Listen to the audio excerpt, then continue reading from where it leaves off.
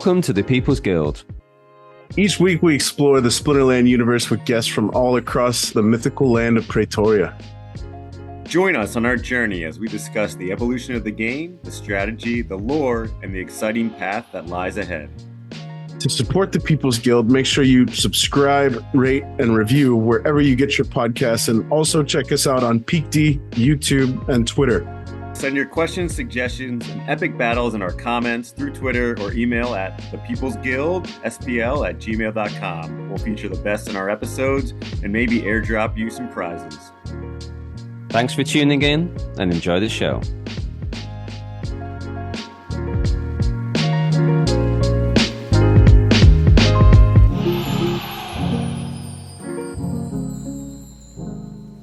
Welcome back to the People's Guild. Another week, another episode. Two guests, one in the form of a guest co-pilot. We got Fat Jimmy back. What's up, Jimmy?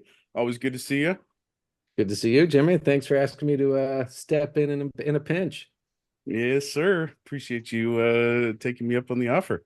And we've also got Cryptoeater back. We've been trying to make this one happen for a little while. Excited to finally see it come to fruition. And I don't think the timing could be any more relevant for everything that's kind of brewing in the brilliant mind that is Cryptoeater. Welcome back to the show. You and your 5% of all staked SPS. I don't know if we've ever had a more valuable panel of guests here. I think all together we probably hold 5% of all staked SPS, but I'll say 4.989% of that it belongs to you, Cryptoeater. So welcome back, man. Wonderful to see you. Thanks, man. Yeah, and it's been a long time in the making. I don't want to apologize for missing our other one, but yeah, it's been it's great every time I'm on. So yeah, been looking forward to it. Wonderful. So we were just talking a little bit off air around some of the things that are kind of moving around in your mind. What does the future of the economy look like, short, medium, long term, and more importantly, what is the process to achieving these kind of benchmark goals as we proceed through the next 6, 12, 18 months? And you shared a little bit of an insight into a proposal that you're kind of currently batting around, and I'd love to kind of put that one on air, and we can pick up the discussion from there. So would you mind sharing, Cryptoeater? Yeah, sure. So yeah, for sure. So I mean, I would like to also share a little bit of context regarding the proposal, and also kind of like what I've been doing around tokenomics. A lot of people I've realized have become quite sick of all of these proposals or changes about tokenomics, because people think that it doesn't actually bring any real real impact into the game. And I'm here to say that I personally disagree with that. I think everything works together, and everything's connected. Gameplay, like tokenomics, marketing. Of course, everything has to work in tandem for the project to actually succeed. Now, I don't have a lot of sway or even much knowledge on how to implement gameplay features, but tokenomics is my bread and butter. And that's why I've been focused so much on tokenomics recently. So, like the context of the proposal I've been thinking about recently, I've talked about in Mavs chat, and that's basically revamping vouchers. That might include getting rid of vouchers completely, which I don't think will pass, or making vouchers soulbound, which I think has a much better chance to pass. And the reason for this is around basically getting DECs to peg. There's a lot of problems right now with DECs being so far below peg. For example, the company doesn't get any revenue from, the company doesn't get enough revenue from pack sales, since they get it in DECs. No one's I don't think there are anyone at least buying packs with credits right now. If there are, then you can buy it off the market, the secondary market, for much cheaper, by the way. And yeah, the first thing is, the company obviously needs revenue. DECs at peg gives the company a lot more revenue. And it also helps the company if you buy with credits, because they don't have to go through the whole DEC side of things. And another thing, of course, is burning SPS. Right now, SPS is I'll be honest, SPS is very much speculative as any other crypto there are, right? A lot of the value is, I guess, like I wouldn't say tangible, but I guess like objective value. It's like, oh, how much would you say that this ecosystem is worth?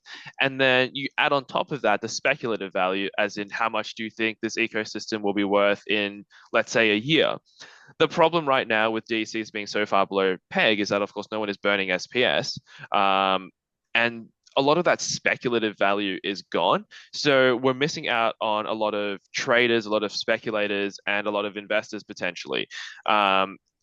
And that, I think that all stems from DCs not being at peg. Like, I think it's like I don't know, like it's quite worn out. Like, people say, oh, when peg, DCs when peg. Like but it is important. Like, I think it is literally the most important thing from my side of the equation, like tokenomics. It's just everything is just about how do we get DCs to peg. If it's not at peg, it's because there's too many. There's a few reasons, right? People like kind of like it started with the Gladius card burning, when they were making it, I guess, like only burnable into Glint. People started burning Gladius cards, and then people started burning Chaos Legion cards, and then there's been a mass inflation of DCs. If you look at the charts on Splinter cards, you can see like it just keeps going up. So now it's like kind of like, okay, DCs are designed in a way that it should be able to absorb all this pressure, but it's not. Like right now, it's not. And in my opinion, one of the biggest reasons is from vouchers. So right now, 40,000 vouchers are being printed. The company basically more or less values vouchers at 50 DCs, when it comes to things like buying energy, when it comes to things like buying the wild pass. Of course, vouchers for the actual rebellion packs, that's valued a little bit differently. But still, I think that's like what, 200 DCs. But at the end of the day, everything that I guess like the biggest sinks for DCs right now is replaceable by vouchers. And I think that's the biggest problem. Vouchers are essentially competing with the utility of DCs, and it doesn't serve its original purpose. I don't know if you guys recall when vouchers first came out, Aggro basically said that it's a proof of time staked. A lot of us, including myself, raised the issue that if it's transferable, it is not proof of time staked. I actually made a big fuss about it in, I think, probably Mavs chat at the time. And like it kind of fell on deaf ears, and I didn't persist with it because things were going well anyway.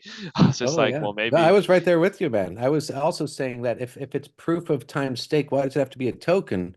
Why not have it be represented by actual SPS stake for X amount of time?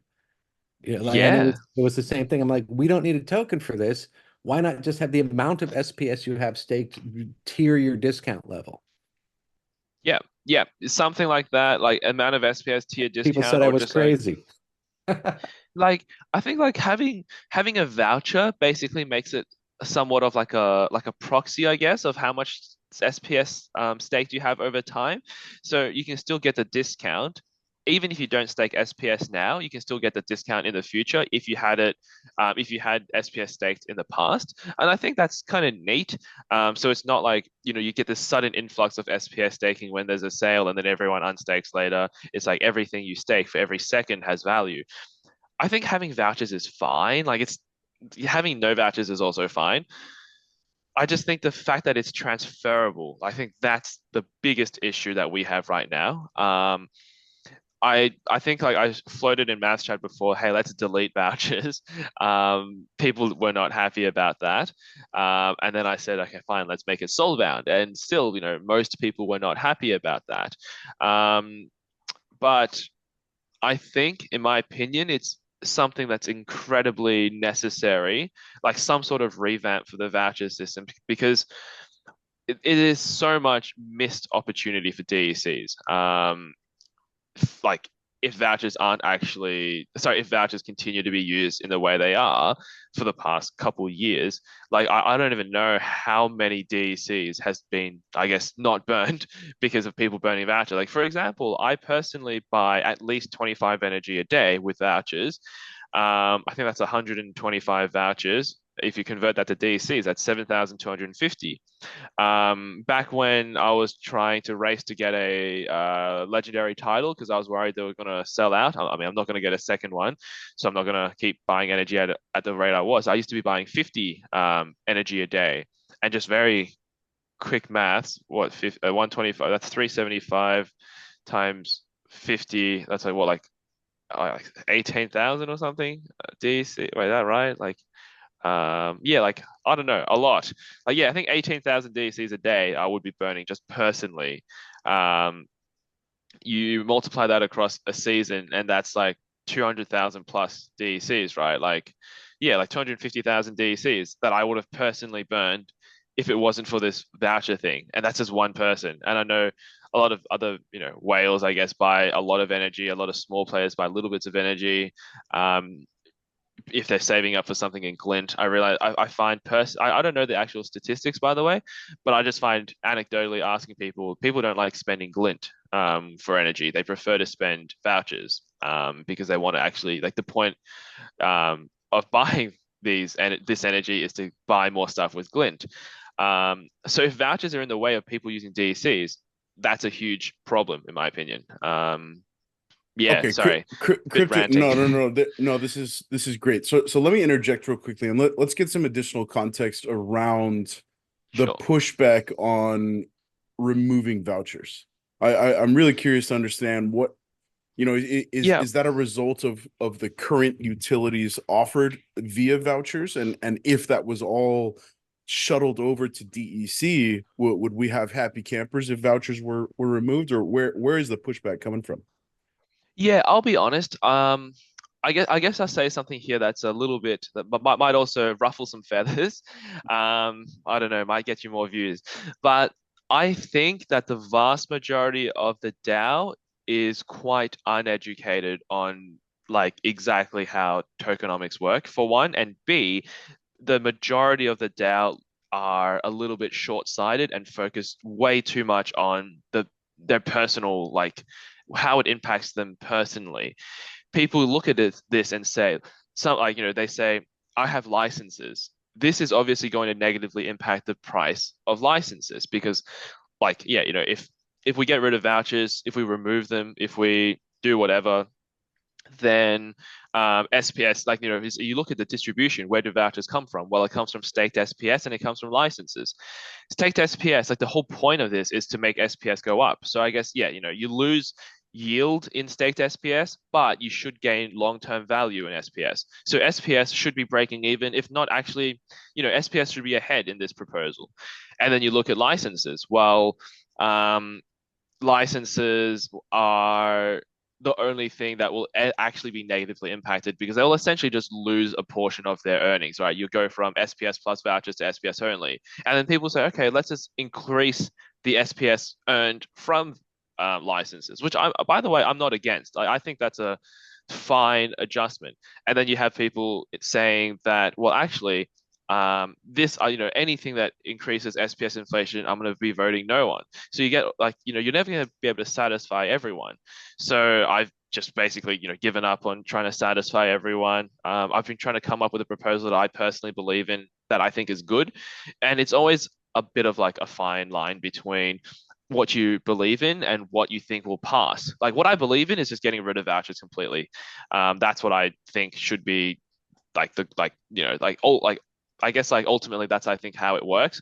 And another thing that I forgot to mention actually is that Matt actually wanted to remove vouchers already. Like this is something that he's been working on as part of the new player experience, and I find it so interesting that he doesn't actually want to remove it because of tokenomics. He wants to remove it because of new player experience. And testament to that is the fact that I've gotten people in real life to play this game, and they've been interested and they want to buy vouchers, but they have like they're not crypto native people, and they're like, I want to get the discount on the packs, but I don't know how to buy vouchers. They don't know how to use Hive Engine. They don't really have any crypto wallets. They don't have any crypto wallets at all apart from like Hive Keychain. And of course, you say if you have Hive Keychain, you can use Hive Engine. But imagine someone who's never used crypto. They they just know the very, very basics of putting your password in, they don't understand like the concept of a blockchain. They just want to play this game, and then they come in and they're like, oh, I have to buy these vouchers using this third-party exchange that like, and then like that no one's actually heard of because it's on Hive, it's not on an EVM chain. Yeah. Well, that's two And solid reasons right there. So you've got tokenomics and you've got new player experience. That's two incredibly solid reasons to just get rid of vouchers completely.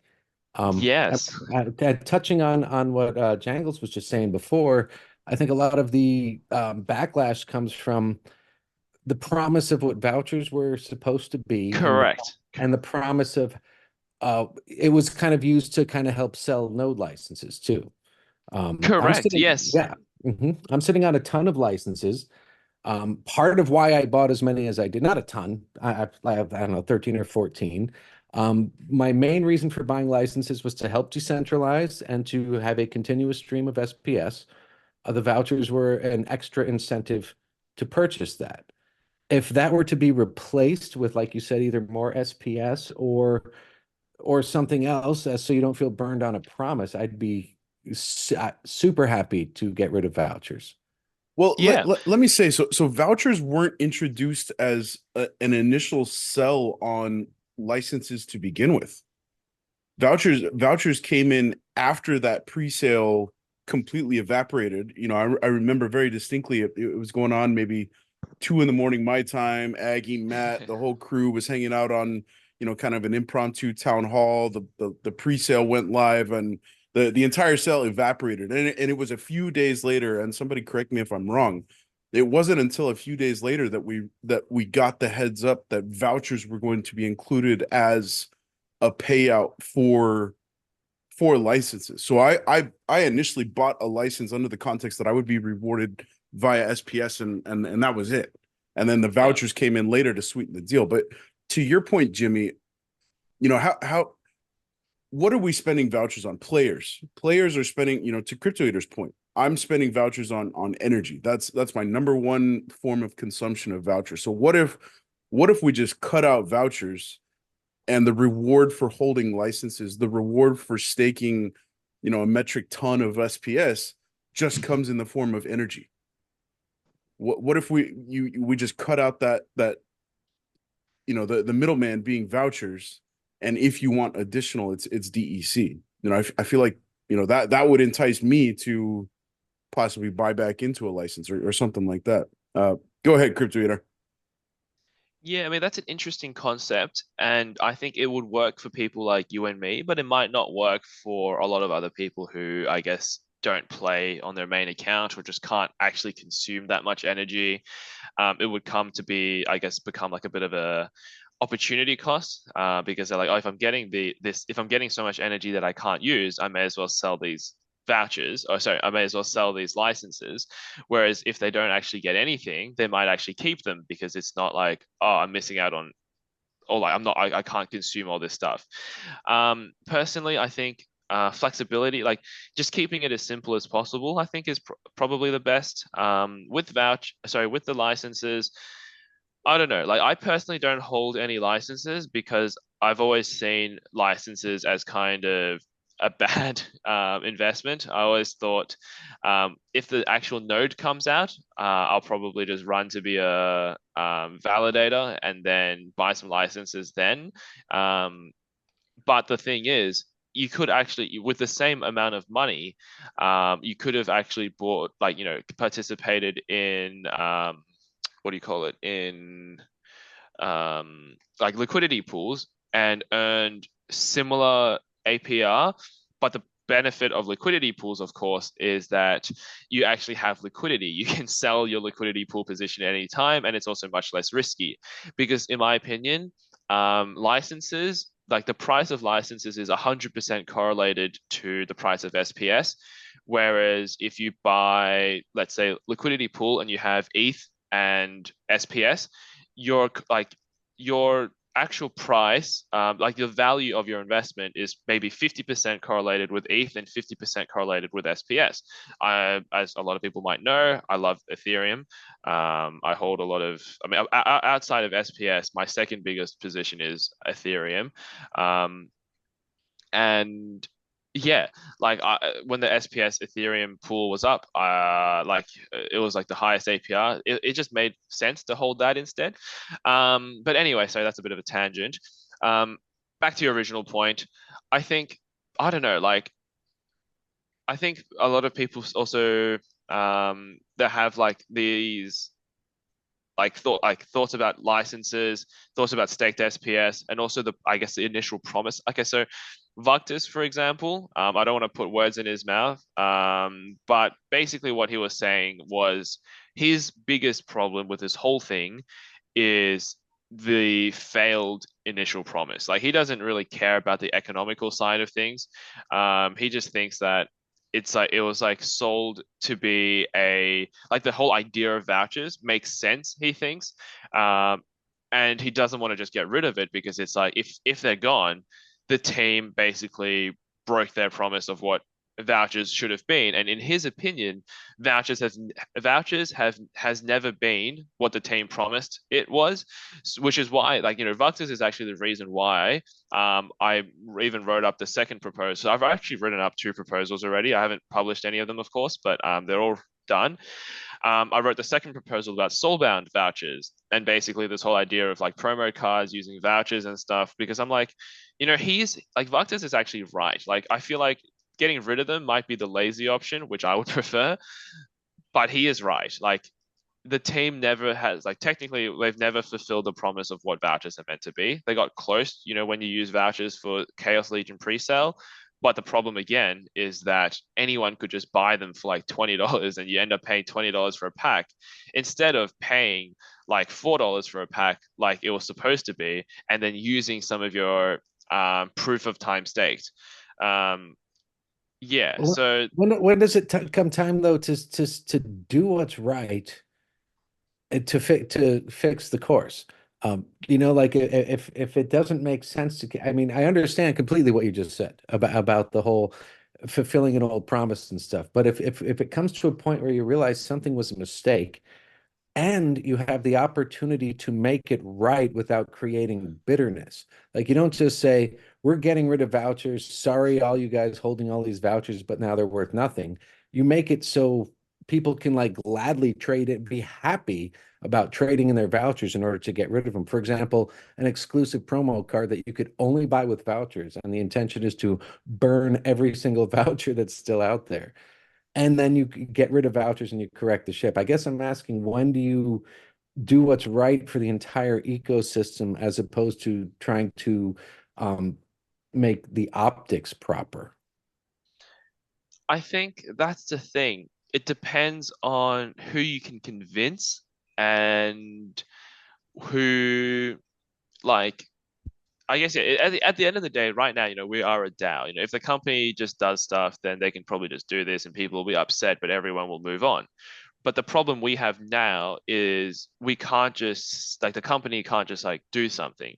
They need to say the DAO approves of this before they can do it.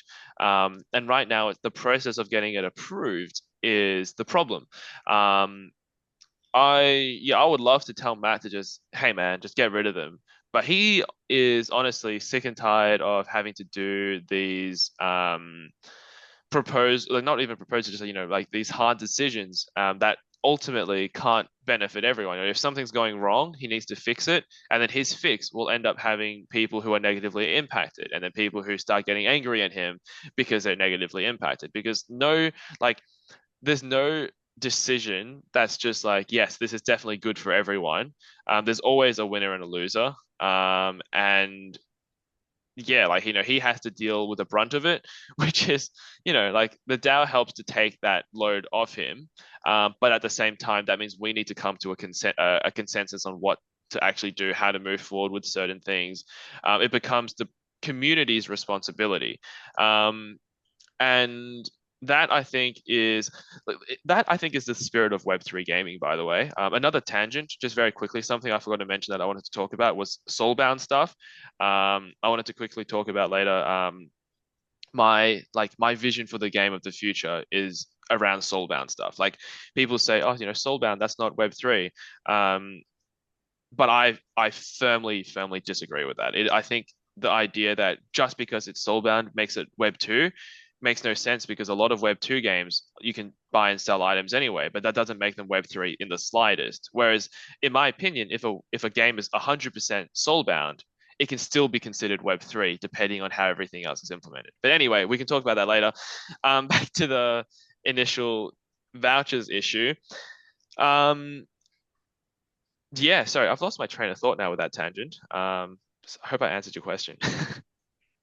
Yeah, I mean, so the main thing that I want to clarify and understand is the why the pushback on removing vouchers, and I agree with Jimmy in that, you know, at a certain point you called out when we were first introducing the topic that it was, and I'm not trying to point fingers here, but it was clearly the previous regime that was kind of, I don't know if I've ever heard Matt talk about voucher shop. I don't know if I've ever heard Matt talk about vouchers being, you know, the proof of time staked, that sort of stuff. And, you know, maybe because I'm not a beneficiary of a massive voucher drip on a daily basis, and most often I'm a buyer of vouchers. I feel like it wouldn't affect me the same way that it would affect somebody like a Vuctus, like either of you guys who are receiving you know, big chunks of vouchers on a daily basis. But in the name of salvaging the economy and pushing DEC back up to peg, I feel like we've just got to cut our losses on vouchers. The team is trying to juggle too many things. I mean, I'm just a small fish and a small voice with my, you know, 200-ish thousand staked SPS, but you know, you would have my backing, Cryptoeater, on just removing vouchers entirely. You know, I think that would be option A for me. Option B, you know, if the secondary proposal is the one that gets put forward, I will 100% be voting for that as well. But I would still put priority on let's just get rid of vouchers entirely and push all that utility to DEC as quickly as possible. Yeah. Yeah, Matt Clark. I mean, that's going with what Matt Clark said on his the episode you guys just did with him, where it's just as simple as as simple as we can make this. That's the best for everyone, for new players, for everyone involved. Just simplify. Yeah, no, absolutely. And I think, you know, just based on what you said, maybe I'll run both proposals and I'll just write at the very bottom of the proposal, whichever one that has the highest SPS staked voting for it, or whichever one has the highest proportion, will end up being, I guess, like, will supersede the other one or something, or if only one of them wins. That's the way to do it. That's a great way to do things. We have so much compromising with proposals, which is good to do, but it would also be brilliant to run two competing proposals instead of compromising. You say, hey, we've got this one, we've got this one. Whichever one wins out, they're both legitimate. Whichever one wins out, instead of just putting one forward, put them both forward and see what everyone really wants. Yeah, exactly. So yeah, I think I'm gonna write this down. So I'll put both. I mean, I have to pay twice the DEC fees, but I might ask Matt if he would like to sponsor me. Yeah, I got $10 I could kick in. Yeah, I'll go to that match DC. first. That's all good. I'll let you know if that's needed, but I do like the community funded ones as well, because it's like, it shows you have support. But I'll ask Matt real quickly before we move on from this, I would suggest, and back to your earlier comments around most DAO voters being uneducated, I would strongly sorry about that.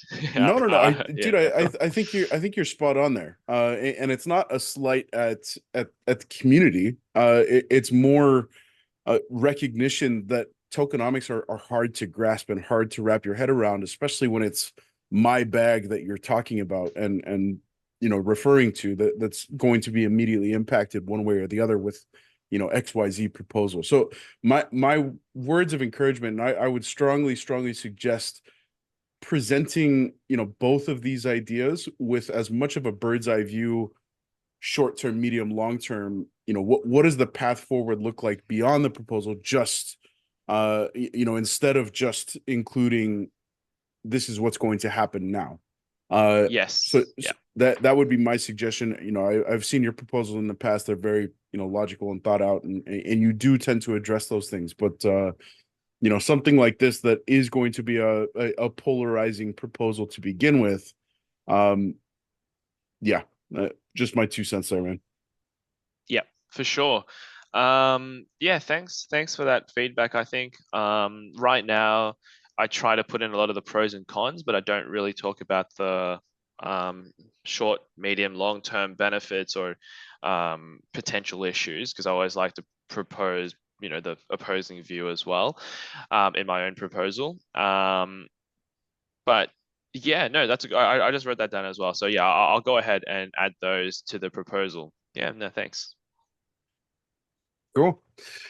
So we were talking about meme coins off air, and I do want to get to the push and shove side of things, but before we get there, I'd love to kind of hear, your, speaking of short, medium, long term, that 5% staked SPS bag that you're holding over there, Cryptoeater, put your money where your mouth is, and I think it's on the blockchain, so everybody's going to be able to snoop and kind of do some research where those funds were kind of allocated from across the blockchain. But I called out that the bullish flag is you immediately staked all of that, and you haven't kept it liquid. It's not looking like you're kind of on the cusp of selling or removing some from your position or rearranging stuff. So I'd love to kind of hear your thoughts on the why and where you kind of forecast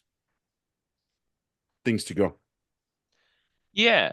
I mean, I'll be honest. So I'm a huge supporter of Matt. A lot of the things I do is not really, I guess, like logically, like, I think things are going to go up right now.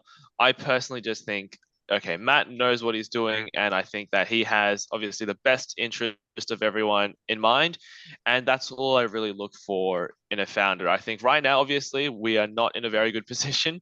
The market as a whole, and then our own market, everything is not doing too well. The market as a whole, I guess, actually, doing a bit better lately, but yeah, we like, if you look at the SPS charts, it is not a pretty picture. It's just like a constant decline. And I think that as long as we keep building, as long as everything is still, yeah, as long as we keep building, like there's a way, like we can get through this. That's kind of like my view at the moment, of the whole situation. That's why I've staked my SPS. That's why I'm happy. That's why I'm happy to have staked my SPS. Yeah. So I think it was Vugtis that called this out in Mav chat, and as an aside, RIP to Mav chat. I think all of us here can say perhaps a bit of good riddance to Mav chat. There's been a nice turnaround in the past, like what, 24, 48 hours. Just the difference in general sentiment that is being expressed in Discord is completely different. Yeah, it really is. Yeah, mind blowing. A long time coming, I think. Yeah. But yeah, I think it was Vugtis that called out, and another shout out to Vugtis. He kind of expressed the opinion that, very, very similar in thought to your mind's Cryptoeater in believing in Matt's vision, and his primary goal. And I'm gonna butcher the quote, so I'm not quoting, but the general sentiment was, our responsibility as the community is simply to buy Matt time for this economy to grow some legs and move towards fulfilling that vision of Matt. Do you kind of see it very similarly? Yeah. Are you of the same mind? That's perfect. Like what Victor said there is perfect. That's exactly right. Like, I think as a community, if you don't believe in Matt's vision, then what are you even doing here? Like, I think that's the first step. And if you do believe in what Matt's doing, then the primary goal, yes, would essentially just be buying time. of course, I'm not saying to just, if you believe in Matt, sell your house and give us all your money and, put it all in Splinterlands. Of course, that's not what I'm saying. But yes, the goal right now is like, I'm not expecting like a massive like times 3 in the next few days or few weeks or whatever, like a meme coin. I'm not expecting us to like suddenly go parabolic. But what I am expecting is that we'll continue to build, and like I guess the future of this game is looking better than the past. Like things will continue to evolve. Like that's my expectation. And of course that needs time, that needs funding, etc. So that's, yeah, as Victor said, like we're essentially buying Matt time. I fully agree with that statement. Yeah. So you're obviously well versed in crypto. You've been playing the game for a little while, and the game of crypto for a while. You're familiar with meme coins. We were talking about, if you're not catching that early momentum, those early waves, you kind of just throw in the towel sort of thing. Splinterlands is anything but that. We're one of the Exactly. few games that's been here for 6 years. I'd love to get your opinion as, a crypto enthusiast. When you hear about a project that's been going, we've had our ups and downs. We've almost had to turn off the lights a couple of times. We've also had, took part in the raging bull and saw market caps, reach incredible heights that I don't think anybody could have forecasted. What is your perspective on, objectively speaking, of course, what is your perspective on, the premise of Splinterlands being around playable, continuing to see progress, continuing to see development and bigger and grander visions kind of laid out and being worked towards on a very regular basis over the course of that 6 year period? Like we're a dinosaur in the space, and obviously, it's we're very different to when compared with a lot of the other games that are competing in similar space. And I can see both sides of the argument. I'd love to kind of hear your thoughts on Splinterlands being the dinosaur in the game of newborns. Yeah. Okay. Well, I mean, I don't mean to, I guess, like FUD, but overall, I think it works against us more than it works for us. I'll be honest, because the space right now, I think, is immature.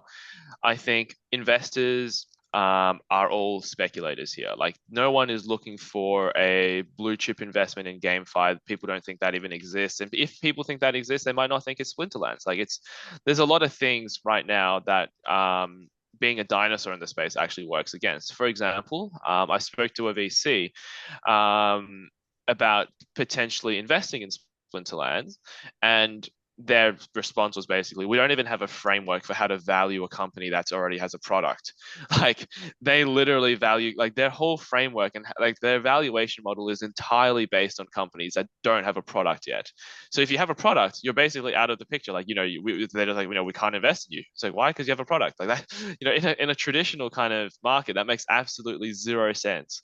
But in crypto, that backs up Matt's whole point that he's made several times, that VCs might not be the way to go for this company. Oh, absolutely not. Absolutely not. Like VCs are absolutely not the way to go. Like if a VC invests, it is definitely for the interest of their own pockets. Like I'll be honest, when like if I cared about like how much money I had, and I only cared about how much money I had, I would have sold my SPS when it was like 2 point something, 3 point something cents, when it spiked from like 1 point something to 3 point something. I probably would have just sold all of it. But that's the thing, right? Like it's not, for me, it's not just about like, of course, like, we all want to make money, right? But at the same time, that's not all it is. I've spoken to Matt about this actually several times, and his response is actually, maybe don't do that. But I've told him that like I wholeheartedly support him. And I'm willing to go up or down with this game. Like if this ends up being the next Magic the Gathering, I'll be laughing. But if this ends up going bankrupt within the next 2 days, I'm there with him, man. Like I'm there all the way. So that's what I think angel investors and people like the community bring to the table. Whereas a VC, if they think, like it's not going to their expectation, if it's not going well, they're going to want to take over. I've seen VC because for those who don't know, I'm working on a project called Aquilus DAO. We actually rebranded recently to Aquilus AI because that's the current narrative, and we're planning to implement some AI into it. But yeah, like I've spoken to VCs. We don't have any VC investments, but I've spoken to them, and sometimes like their boilerplate contract includes a clause that allows them to take over your project if they feel like you're not doing a good job. Like that's insane. Like I would never ask Matt. Like I would never be like, "Hey Matt, I think you're doing a terrible job. Give me reins of the project." Like that's not something I would ever say to him. Although on a funny note, I actually did offer to Matt to buy out Aggie, to form a group to buy out Aggie back in 2019 because I forgot the exact reason, but yeah, just on a side note. But yeah, like that's why I think VCs are not the answer. Like, Matt has said it, and I can absolutely agree to that. For me personally, if we really need the money, if VCs will actually fund us, great. But the thing is, I think A, I don't think they would fund us. B, if they do fund us, I think in the long term, it's not a good thing. Like, we might be like, oh wow, we have $1 million to spend now, but it's gonna come back to bite you in like a year or two. At what That's my cost, biggest right? issue. Exactly, A exactly right. deal with the devil. Deal with the devil. Yeah. You've Bingo. sold your soul, man. Like literally, the soul of the game is not in your hands anymore. So yeah, that's my thoughts on VCs. What do you think about, so the current crypto markets present a really interesting kind of shift in narrative, right? So we're seeing more traditional money move into crypto than we've ever seen in the last 15 years of crypto, 14 years of crypto, with the things like the ETFs and do you suspect that we will start to see a shift in approach from, I'm of the personal opinion where I feel like that bodes well for us being kind of a legacy product in the space. Yeah. You're looking to attract money that is looking for stability. You're looking for a viable product. You're looking for dedicated, loyal community members. You're looking for those long-term stakes and people putting their money where their mouth is. And I feel like the way that things are going, how much longer before that trickles down into things like GameFi and where the space that we're competing in? Yeah. So I guess one thing on that note is we are, I guess, so we're a bit of a legacy project. We have a lot of things going for us in that respect. But being a legacy project, you can't you can't just be a legacy project and that's it. You need to have, as you mentioned, the stability, the actual community. Looking at our charts, we do not have stability. Looking at the old maths chat, we don't have a solid community. Like these are things that I, personally, I think are all being actively addressed at the moment. But these are things that also don't bode well for us. Like it's like everything that we have going for us at the moment. I mean, I don't mean to fud the project or something because these are just. I mean, I'm just saying that these are issues that need to be addressed. Yeah, like I feel like right now everything that we have like potentially that a blue chip project can offer a project like an investor, we don't actually have. So right now we don't like our category, like who would invest in Splinterlands. It's like, well, it's probably just the community, right? We're not going to get these like institutional funds. We're not going to get these VCs at this stage, and that's just purely my own opinion, of course. And also, just like a quick side note, I generalized VCs, very broadly here, and it is a generalization. I know obviously every VC is different. Some people might actually want, some VCs might actually be genuinely interested in the projects they support and not just the money. But of course, yeah, it's just overall generalization there. And yeah, like I think two things, just to add on to that, two things. One thing is tokenomics, of course. So that's why I'm so like adamant about tokenomics is that like I've spoken to people, like I've spoken to the people in this field, and it like momentum really is a big thing. Like with meme coins, with actual other tokens, it's like if things are going down, you always have that mentality of saying either, okay, if I believe in this project, I'm going to wait a little bit more so it goes down more before I buy, and then it just keeps going down, and then you might never buy and you might lose interest. That's something that's happened to someone I know in real life. He was interested in Splinterlands. He never bought because it kept going down, and now he's like, oh, I spent the money on buying other stuff, and now he's like, he doesn't plan to get involved in Splinterlands anymore because the tokens just kept going down.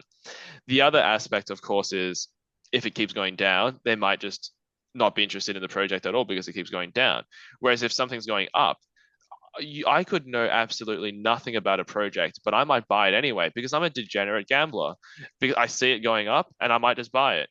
Of course, I've lost a lot of money doing that, but I've also earned a lot of money doing that. And a lot of the time doing stuff like that, like when I actually lose money, it's always from not selling, just being greedy. We've had a chat about this off air. So yeah, I think right now, two things that need to be solved. One thing is, sorry, I forgot the other thing, was the community. You mentioned community, and Mav's chat was salty as. I think actually making that private was an incredibly good idea. Like, I never really thought of doing that. I don't know why, it's so obvious. But again, another real life anecdote. I've had somebody that was interested, he's a big player. Like a big investor, I should say. He normally invests like 5 figures, like mid 5 figures to like 100K. Like, if he invests in Splinterlands, it would actually have a tangible effect on the economy, in my opinion. And he basically said he's not investing because of like, look, like your community is shitting on the project. Like, there's no way an outsider would get involved in that. And for him to be an outside investor, he's like, why would I invest in something that I don't see anyone else would buy? Because if your own community is like so worried and so against it, why would anyone else want to buy it? And I'm like, wow, that's a really good point. So yeah, that was another issue that I think now is being solved. I think with that being solved, it's the only other thing left is still the tokenomics. Like, we need a catalyst. Like, for marketing, for everything, we need a catalyst. Like, I think it's useless to do marketing right now. Like, if we spend 100K on marketing, I don't think we're going to see any new players. And at the end of the day, like, there's like the whole gaming versus tokens argument. I think it's both, right? Like, I think everyone would agree it's both, but I would argue that tokenomics are more important. Like, there's not enough, like, unless we actually create a game that's so good that normal players can actually play and have fun playing without any prospects of earning, which I'll be honest, I think we are quite far away from that. I think pretty much every crypto game is quite far away from that. We need to think about tokenomics as part of the equation.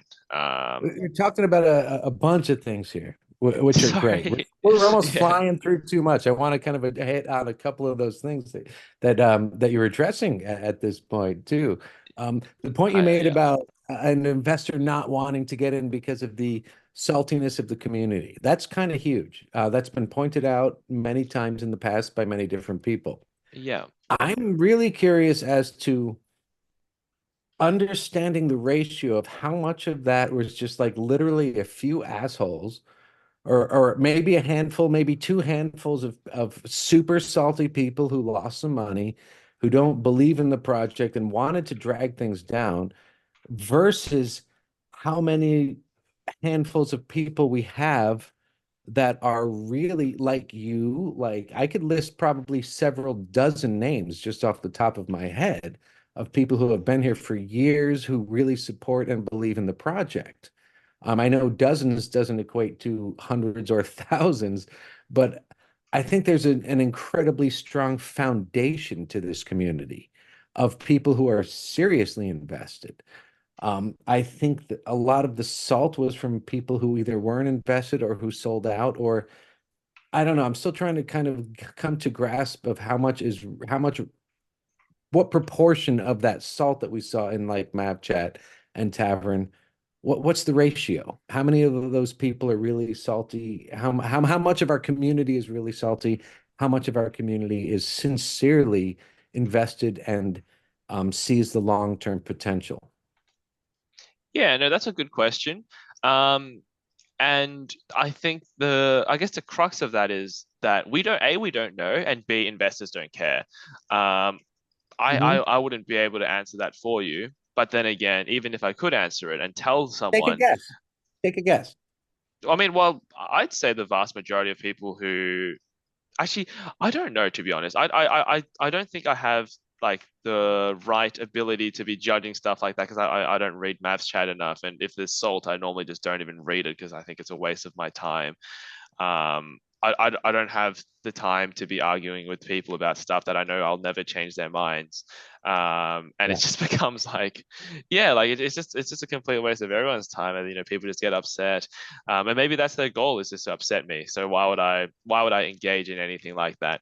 So I think just to quickly interject, I think it's worth Yeah. calling out that that is the purpose, right? Is to draw that emotional reaction. And I think I remember a certain point where somebody put forth the idea of, why would a VC invest, or why would an outside investor bring fresh money in when they take a scroll through MavChat and they see this salt, this FUD, yada yada. And the response to that is additional salt and additional FUD on the whole concept of outside investors snubbing their nose at the project because of the salt.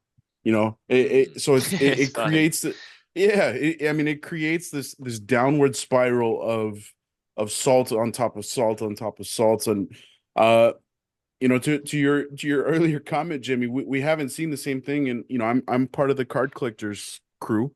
I haven't seen a single shred of any of that stuff. And a lot of those voices, there was a particular individual who has kind of made a name for himself for being the notorious salter in MavChat.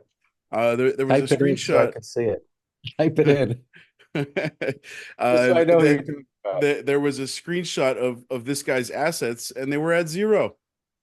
I know who you're talking about. And and it's just like, look, what you've got to have a better use of your time to spend somewhere else in your life than coming here, in your mind, beating a dead horse. What satisfaction are you gaining? What do you have to earn from this? So it's a really interesting, we're transcending the game, we're transcending the crypto stuff, and it's really moved into like human psyche. Like, what are you trying to accomplish with this? Well, part of that psyche is like, okay, going back to Agro's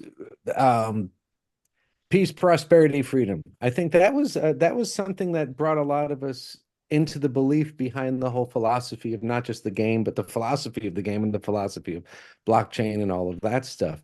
To a fault, where I would see so many people screaming about people being silenced in Discord, which I couldn't even imagine. It's the furthest thing from the truth that actually is out there.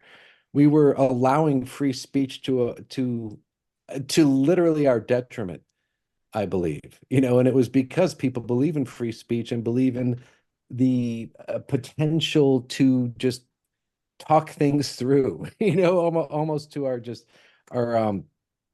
ignorance, to say, yeah, we'll be able to talk things through with people, and we actually want to hear all sides of a story, but I don't know, I think we allowed too much of that,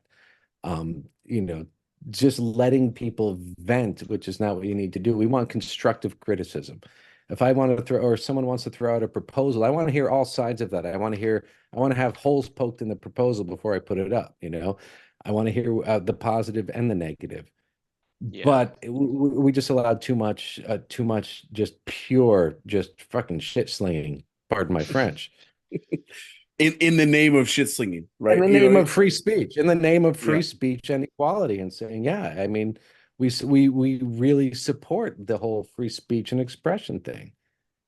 Yep. Yeah, that's interesting.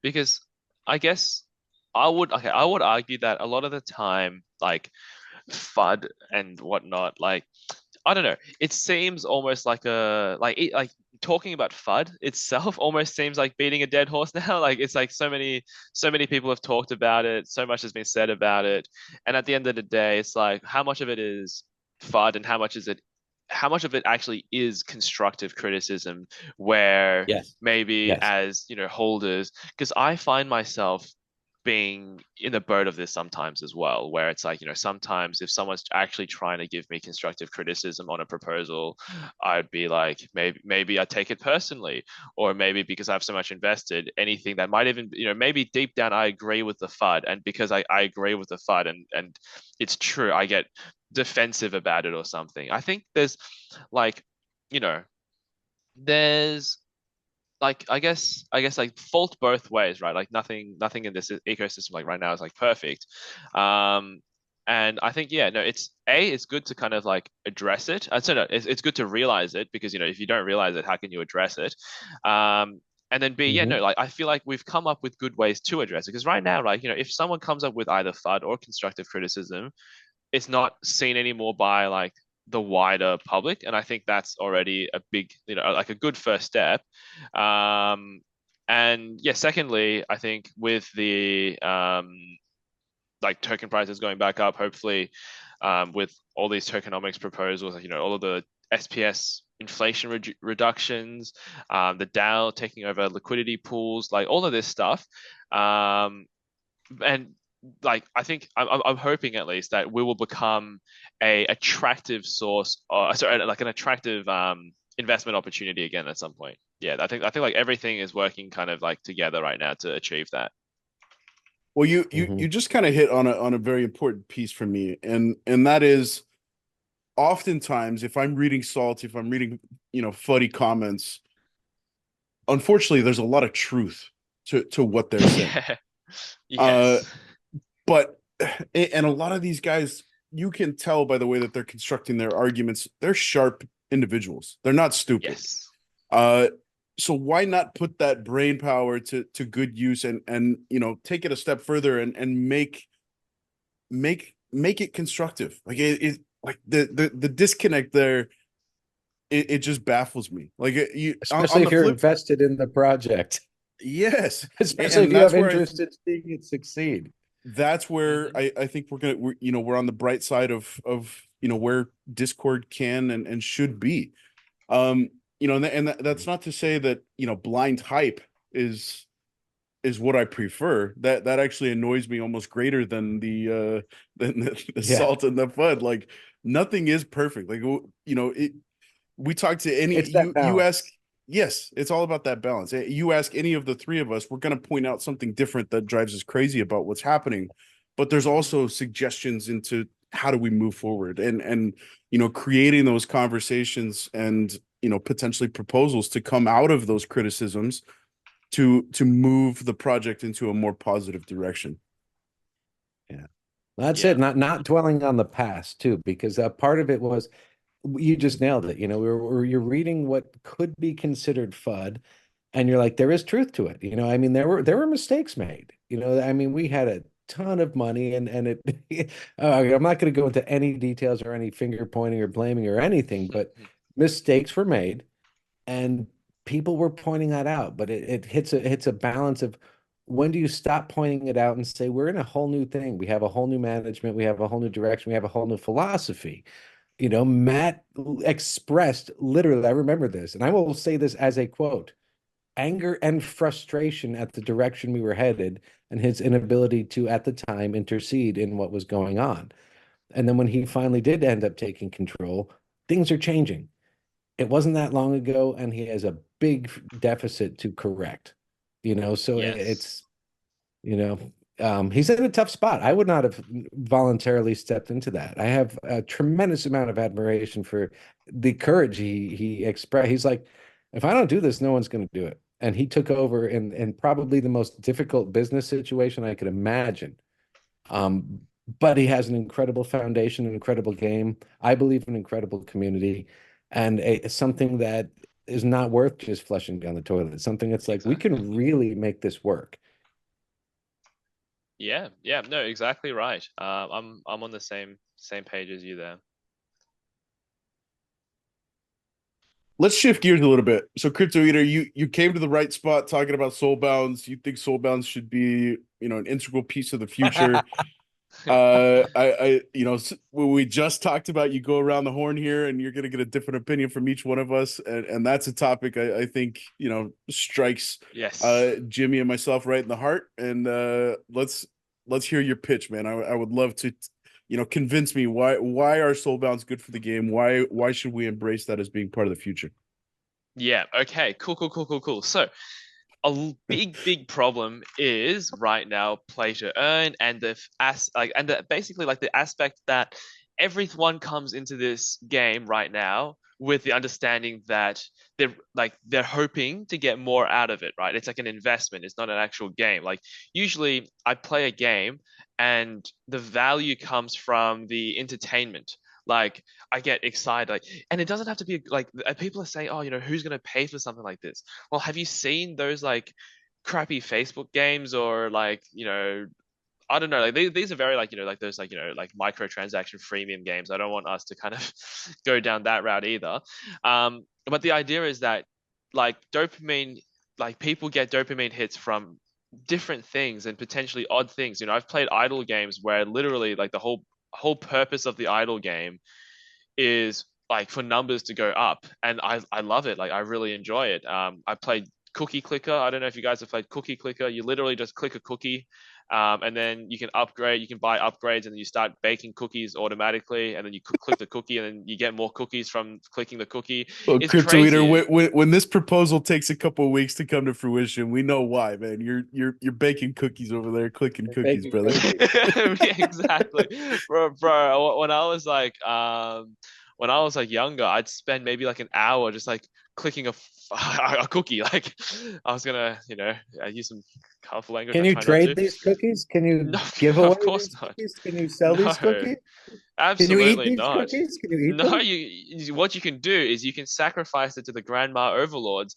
So the next playthrough, you get bonus cookies for every time you click it. That's So you basically get the more premise. Sacrifice cookies. You or just want Exactly. all the cookies, all the cookies. Exactly. And I mean, this is just like also a bit of a tangent. Like, I'm just saying, like, people get satisfaction out of different things, right? Um, and, if I had money, like, I was probably very young back then. I don't know, like 10, 12, maybe even younger, actually. You could buy premium stuff, like, you could like I think like subscribe to his I forgot the name of the thing where you can subscribe and like pay like $2 a month or something, or $5, not OnlyFans. The one before that. And you could get like bonus cookies and stuff. I forgot what it was called. But yeah, no, like I wouldn't spend money on that. Like people have spent money on way like different things, like in terms of gaming, and I think that's like my like primary argument with Soulbound is that people need to be able to spend money for enjoyment or for dopamine hits or for like what do you call it, like bragging rights, right? Like it shouldn't just be I'm spending money to increase my earning potential. Like that's not really a game, right? Like I feel like that doesn't work. And it's clear, like it's clear to me that it doesn't work. Like if you think about it from an economics perspective, it makes sense why it doesn't work. It's like, okay, in a perfect ecosystem, it's a zero sum game. The amount of money you put in is the amount of money, like within a system, that is, like the amount of money that people overall as a whole put into a system is equal to the amount of money that comes out. But of course, this is not a perfect ecosystem. There's development costs, server costs, there's transaction fees, there's like third party fees. There's like so much stuff, right? There's So, winning and losing as well. When you have one person battling another and someone wins and someone loses, that's part of that equation as well. well, yeah, exactly. Like there's so much there. Yeah, there is just so much to this equation where I think it's like, yeah, like if you think about it purely from a like money perspective, like you're not gonna have everyone winning. So that's where I think Soulbound is very important. Because you want to be able to spend money on stuff that you don't regret. And if your goal is to make money out of this game, there's going to be someone who regrets buying because it went down. But then if your goal is satisfaction at something, or like I don't know, like a skin, or I don't know, just like vouchers, or I don't know. There's so much Soulbound stuff that you could potentially think of, even like custom like boards or like like the gaming backgrounds or skins, like one of one skins potentially, or What about I don't know, cards? What do you think like about Soulbound cards specifically? Because all this other stuff I agree with. I agree with skins. I think titles should be Soulbound. Out of everything, if I yes, had to pick one yes, thing to be Soulbound, it would be titles. The last correct. thing I think should be Soulbound is cards. And I'm reluctant to say this because it goes against what Matt thinks right now. And everything you just said about supporting Matt's vision, I also agree with. But I don't know. Cards becomes a different story because it affects competition. Well, Yeah, bigger level, it affects the satisfaction, right? Like on yes, the Yeah. on the highest level of the hierarchy, Mhm. it affects the satisfaction. Yeah. Jimmy's got that level 4. I haven't pulled a single BCX. Yeah, So I'm gonna kick your ass every time you come head to head with me. That's what happens. yeah. yeah, Except no, you've kicked my ass plenty of times. That's not true. Thanks for But, the asterisk there, Fat Jimmy. Uh, yeah, but I, card or you've kicked Hyde's ass, I should say. You never kicked my ass. You've kicked Hyde's ass. Every time you beat me, it's Hyde. Just so yeah, you this know. is getting And every edited out. time I We win, don't it's need me. we don't need the caveat. Well, to But your point, cards, Crypto Eater, cards.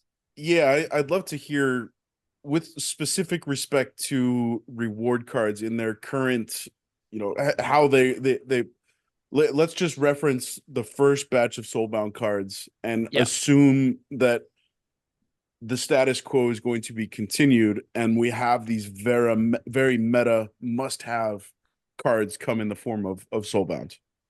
yeah. I think there's okay. So I guess I've transitioned my opinion throughout the like few months or year or however long they've been out. At the start, I was warning Matt actually, like if you make these soulbound cards, I think the game might just die. Like I feel like there's no one's going to play this anymore. Um, but then but then it came out. The people who were threatening to quit ended up staying and keep playing. Now they're just like maybe they're just unhappy about it, or maybe they've come around like me. And yeah, I think okay. So I guess like to answer your question, I think soulbound cards are fine. Like it's a big contentious issue and all that, but I understand the game theory behind it.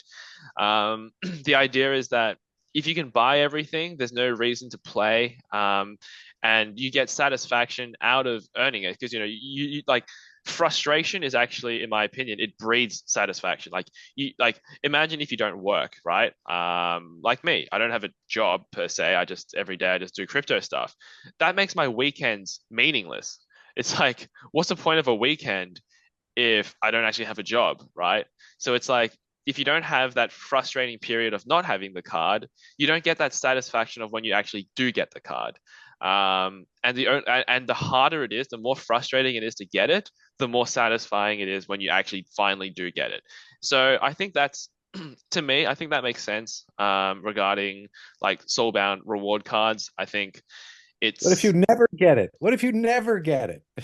You're statistically, 18 months in and you never get it. There are some people who never get these. There are streamers who don't get it. I'm still missing a few BCX of certain cards to max my Soulbound set. for And I sure. just spent a ridiculous amount of glint to the point where I'm just like, oh, why did I do that? Trying to get a specific card with targeted draws, and it just didn't happen. Yeah, no, I can understand that side of things, and that's where I guess it's a double-edged sword, right? I think right now with the ability to pick the rarity, like I haven't actually run the numbers on if it's worth it to do the It's rarity one not. or I'll, just I'll tell you right now, it's not. I tried. yeah. Well, I mean, looking at it very, very briefly, it seems like it's not, but I don't know. I haven't actually done any Yeah. calculations. Um, but yeah, no, like I think if we focus down that route, like even something like a pity timer, like on Yes. Hearthstone, yeah, I think Yes. stuff like that might end up working quite well. Like you can have some kind of distribution where it's like the amount of like the reward card you get for that rarity is weighted based on how many of it you're missing. For example, if you're missing a lot of this card, statistically you're going to get more of this card. So it evens out over time. But like then again, like as you get like statistically, like if you draw enough, you will statistically get the same amount of each card. Of course, that's not how it works in real life. That's not true. And I'm at a point now, I'm willing to burn, I don't know, 10, 20 of that damn green legendary weapons trainer just to get like one of the cards I need. Like I have so many of these extra single specific legendaries, and I just need like one of this other one that I can't get. I would do an incredibly disproportionate burn to get that one card I need at this point. Yeah, I mean, I think at the end Which of the is day, good like for the ecosystem, I think. yes, Burning all yes. extra shit just to get something you need. So my question is then is like are you against soulbound cards, or are you against the fact that like the randomness that is involved with soulbound cards? Because one of them is very easy to solve. Well, okay, I started out with a completely open mind about soulbound cards. At this point, I'm against them. Just because it affects gameplay. If all the soulbound cards were ghosted in tournaments and stuff like that, I might have a different opinion. Or, it affects your gameplay. It affects your ability to earn. I'd rather just go buy the cards I need when I need them. I have this almost stupid addiction to buying cards at overpriced when they come out, because I think I need them. Sometimes I do, sometimes I don't. I'm super glad I bought Grim Smith and Venka early, and I'm really bummed I bought K at $20 a pop, or Key or whatever that one is, because it's now like 6 or 7. But those other ones went up there. So I just kind of go hard on all of them, and not being able to do that and having certain ones really affect your gameplay in ranked and tournaments, it's a net negative, I think, because it affects fair competition. Let me say, I think the way that the cards were created for the last and most current Soulbound set, the formula was wrong. These cards, we see it in Wild. I don't know if it still exists, but there are very competitive decks comprised of almost entirely Soulbound cards. Part of that is due to summoners. Part of that is due to the abilities that these summoners bring, and part of that is due to these cards just being OP. Iziar, Kulu Mastermind. In my mind, these reward cards should 100% supplement and complement the core set. We should not be building cards that can function and win without having Rebellion staples in your lineup. So I think it was a miscalculation on behalf of the team, creating such an, it's exciting for the community to get these awesome cards through chests, but now we're moving into a place where we want to support the company. The only way to support the company is through, at least in the current form of revenue generation for the team, is by buying packs. And therefore, these reward cards should be almost non-functional and, act as a great mini set. It would have been a great mini set. 100%. They should act as a Furious Chicken, level 1 Furious Chicken, unless you've got the Rebellion cards to surround it with and to play off of the abilities that exist in the core set. So again, I think it was a serious miscalculation, making the Soulbound set so incredible. So I'm against Soulbound cards for the same reasons that Jimmy is. I think about the new player experience, just getting absolutely swamped by something like an Iziar, when you've got to wait until the end of the set. My tune would change dramatically. Huh? What about renting Soulbound? Or if you could rent it, if they were accessible. If they have a way that they can rent it from the game, where you just burn DEC to have access to a level 1 card or something. I know it's not rent it for Glint. Rent it for Glint. Something. Yeah. The accessibility piece is where the line is for me with Soulbound cards. And NPE is a huge part of that. We want 100,000 plus coming in.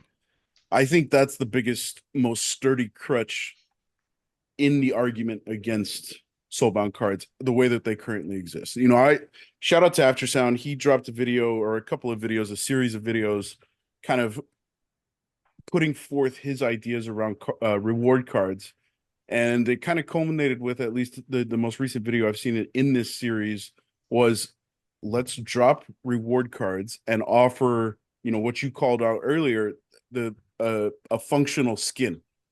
So he used the example of something like a Jin O'Shannis skin that offers, you know, maybe +2 speed at the cost of 1 magic or something like that. Oh, that would. That's. Oh, at the cost. I like that. Yeah, Sacrifice something. so you Yeah, that's really cool. You're just changing the meta of the current cards that exist That's versus cool. offering standalone functional cards. Damn, I like that Yeah. idea. That adds a lot of versatility and it adds a lot of unpredictability to what Yeah. you're going to be facing. Yeah, and maybe it's a tactic, right? I have this Soulbound skin. I play O'Shannis in the tank position, and you know I see a bunch of very slow, heavy hitting magic. I call the audible and I apply the skin, and all of a sudden O'Shannis is 2 speed faster. You know what I mean? So things like Yeah. that. There is opportunity to really lean into Soulbound stuff and make it much more rewarding and accessible. Yeah. So that's kind of where I stand, Cryptoeater. Let's give you a chance to kind of refute and offer some opinion here. Yeah, no, I mean, like I've never really thought about it to this level. I've only thought about it like the whole like philosophy of soulbound stuff. You got to click less Um, cookies, Cryptoeater. yeah, man, damn. And play more. Play more. I know you hate playing. Yeah, But I don't play do you enough play of it this all? game. Do you play it all? Do you play it all? I play brawls. I do all my brawls. Yeah, Okay. shout out to Witch of Warwick. I remember that distinctly being your favorite Hey, card. Is that still your yes. gal? Yeah. It is. It is. Yeah. So I use Xbot for botting wild, and I always thought they upgraded Gladius cards because they upgrade the reward cards, like the Soulbound reward cards automatically, and then I realized I've been probably for I don't know like months I've just been using unupgraded Gladius cards. I'm like, why do my cards just not level up ever? And I check, I have like 45 copies of rares and like 180 copies of like commons just completely uncombined. So my Witch of Warwick is now significantly stronger. I've been trying to She's use a got a level chance. 3. She's got Yeah, a I've been trying to chance. use like a level 3 in gold league, and it just wasn't working out for me. um, I think she's level 6 now, but yeah, back to your like I think soulbound reward cards, all of these frustrations you've mentioned. I think again, it's like you can. Okay, I'm not saying that I agree with these arguments, but you could potentially argue that it works as well in the other way. Like the more frustrating, as I said before, the more frustrating it is, the more like I guess exciting it is to actually get it. As a new player, you come in and you keep losing to this stuff. So you could either get frustrated and leave, or you could say, I want to play more to start earning this so I can be at that level. You know, it's you could argue it both ways. I can't say which one is more true. And I also can't really say whether or not I think soulbound rewards are good because I don't know, I just haven't really thought about it that much in depth. In regards to having this potentially as a mini set, you'll have to think about, okay, if this is a mini set, then what do you actually get from these rewards? And you mentioned the like skins that actually have an effect on battle. But then if you do that, and if these are soulbound, you end up with the same problem that what if a skin is actually quite good and you really need it and you can actually have a tangible effect on your earnings. I know I understand the argument that it won't be as tangible as soulbound reward cards. Like, it might have a tangible effect, but it'll be skewing it rather than affecting it. But at the same time, you can also argue the same thing. Of course, it's just at much less of an effect. Overall, though, I think I actually do. I actually really do like the idea of these like functional skins where they have like a small, very slight stat alteration, not a boost. Of course, a stat boost would just be kind of broken. But a Pretty stat OP. alteration, yeah, that would be way too OP. But yeah, no, I a like stat alteration. alteration makes a lot of sense. I think I That's really, really great. like that. Yeah. Yeah, that's Um, fantastic. Well, yeah, no, so I wonder if these sorts of ideas in conjunction, the pity timer is massive, and that I feel like would be a Mhm. great equalizer. So Yeah. reward cards should be our proof of time staked, right? So the time staked in this circumstance is your number of battles played, therefore your volume of glint earned, which translates into your volume of glint spent.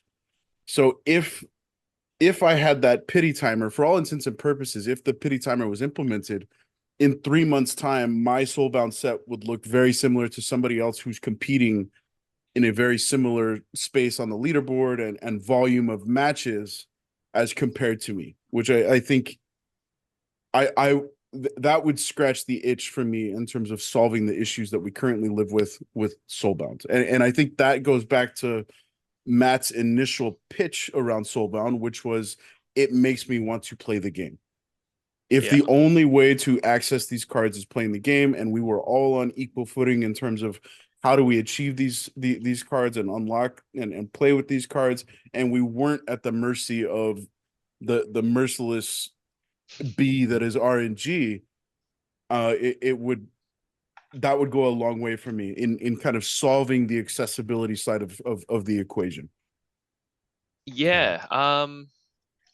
I think these are all really interesting points, to be honest. But there is something else I guess I wanted to quickly touch on is resources, right? Like I have meetings with Matt, because I'm technically like kind of like helping him. I'm like an advisor, um, and yeah, a lot of the time I have meetings with Matt. We come up with these cool ideas. We come up with these like things that could potentially be very useful, but at the end of the day, we can't implement any of them because of resources. It's like there's so much stuff that could be done potentially, but it's like actually it can't be because as I said, there's no resources. So I think that's a big problem right now is that people, I guess, come up with these ideas and then they just think, why isn't this being done? Why isn't this being done? And we need to kind of consider that side of the equation as well. So yeah, no, I don't know. I think these are all like really good ideas, but will they actually like, if I suggest it to Matt, will it actually come into fruition? I don't know. Like, do I think it will? Probably not, I'll be honest, because right now there is just so much that they are working on. If we can pitch this as part of, being the new player, like, helping new player experience, which I think it does. It But I is, think yeah. that would be the only way that I see this actually gets worked on. So yeah, no, I think, it's interesting. It's interesting. I'm I mean, like, I don't know, like, do you want me to talk to Matt about this, see if what his thoughts are? Because I can definitely do that. I can see what his Yes, thoughts are on this. yes, yes. Yeah, yeah, Absolutely. Absolutely. sure, No, sure, I sure. mean, that's part of it. Because, I mean, how much dev time is worked in making a dynamic skin? I don't know. I have absolutely no idea. Is it the same as introducing a card, that Yeah, that buffs and debuffs? I would think it would be pretty similar to that. A yeah, card that's like a summoner that says -1 health, +1 magic. We have that all the time. Are these skins the same way? Um, yeah, potentially, yeah. yeah. Yeah, I have no idea, to be honest. Yeah. But yeah, no, it'll be interesting to kind of get his perspective on this as well. And seeing exactly how much dev work is required, and because at the end of the day we can turn the whole next, because they're already working on next like edition, I guess, of Soulbound rewards, right? We could potentially make that into a revenue generating product if we have these new things, so it could be a win-win for everyone.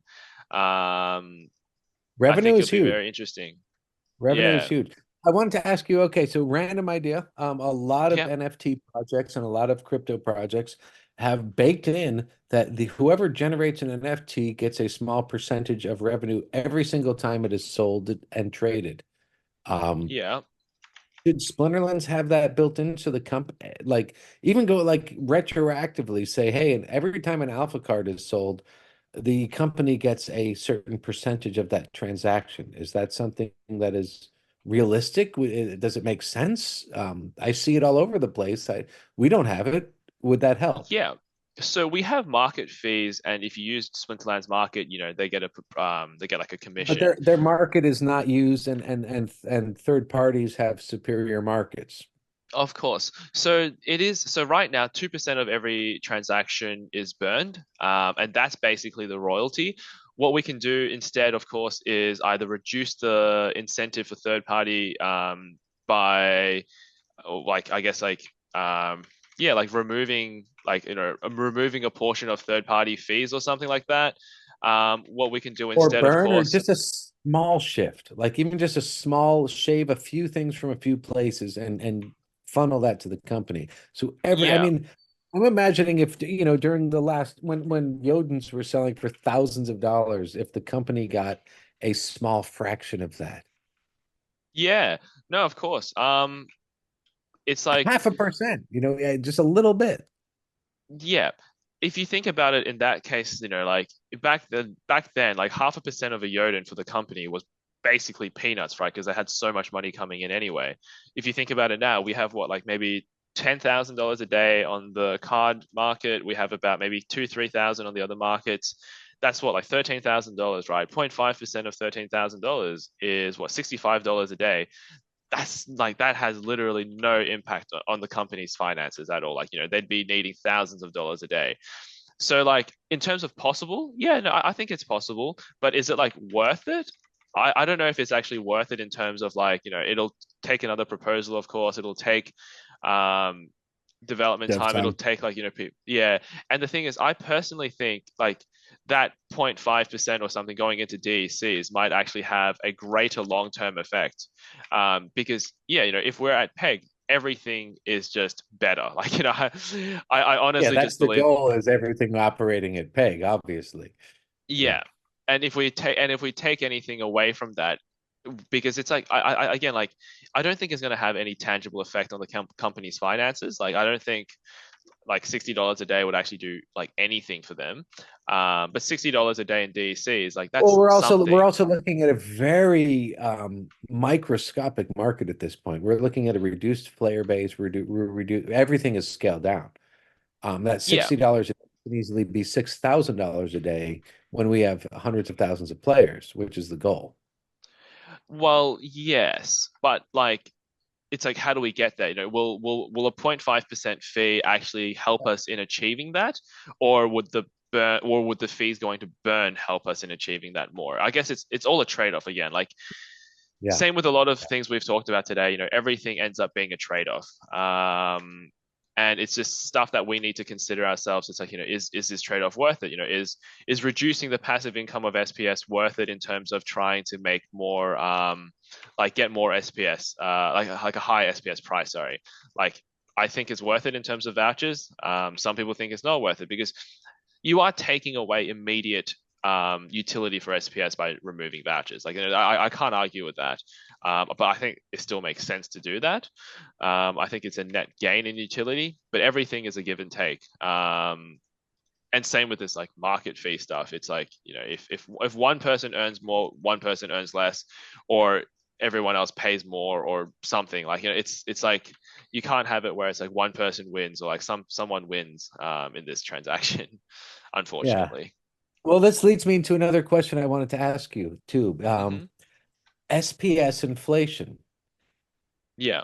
Is in your opinion, is it best to race to the end, to the point where no more SPS is printed, or is it more advantageous to the ecosystem to drag it out and say, if we keep having, for example, just as just one option, and we keep, minting SPS for 20 years, but less and less and less, which is better, a race to the end, or a slower drip? Personally, I personally like in terms of that, like, I feel like it's all what do you call it? Like, it's all like subjective, I guess, to a sense. Like, there's no like, I don't know. Like, I personally, I guess, like, I'm trying to think about how to phrase this because I don't actually really know. I haven't really thought about it. Just off the top of my head, I guess I think the way we have it now is fine. Like reducing inflation, I think is very important. But if you just remove inflation, again, that's a give and take relationship. If you just remove inflation, something has to be at a loss. And it'll be everything that earns SPS. For example, like, cards would be devalued, lands would be devalued. You might potentially have like SPS itself devalued, because SPS itself obviously earns SPS through staking rewards. So it's like, is it worth all of these things being devalued? Maybe. Well, I mean, looking at But the yeah, lens of like 5 years down the road. Okay, so let's say we're what, approximately 2.5 years to the end of SPS minting, right? 2.5, yeah. 3 years, somewhere around there. In 5 years from today, would it be better to be completely on the path we're now, where in 5 years we're 2.5 years out of SPS minting, or in 5 years to say we're going to be minting SPS for 20 years? Well, I think like, like, putting this under a microscope of just lands, like just lands, um, I'm pretty sure lands, like the idea is that once 2.0 comes out, we're not going to be minting any SPS for lands anyway, right? Because it's going to be earning enough, like, from other, like, NFTs, like minting NFTs and like other resources. Like the whole idea of lands earning SPS, I think, is all temporary. Like, it's not meant Yeah. to be a like Yeah. a final solution kind of thing. So like, in land, like just lands itself, I think I mean, I don't really know. Like, I don't really think that earning SPS is like a big issue here for lands right now, because, like, if we remove it, that's fine, because the whole idea is that it will be removed anyway.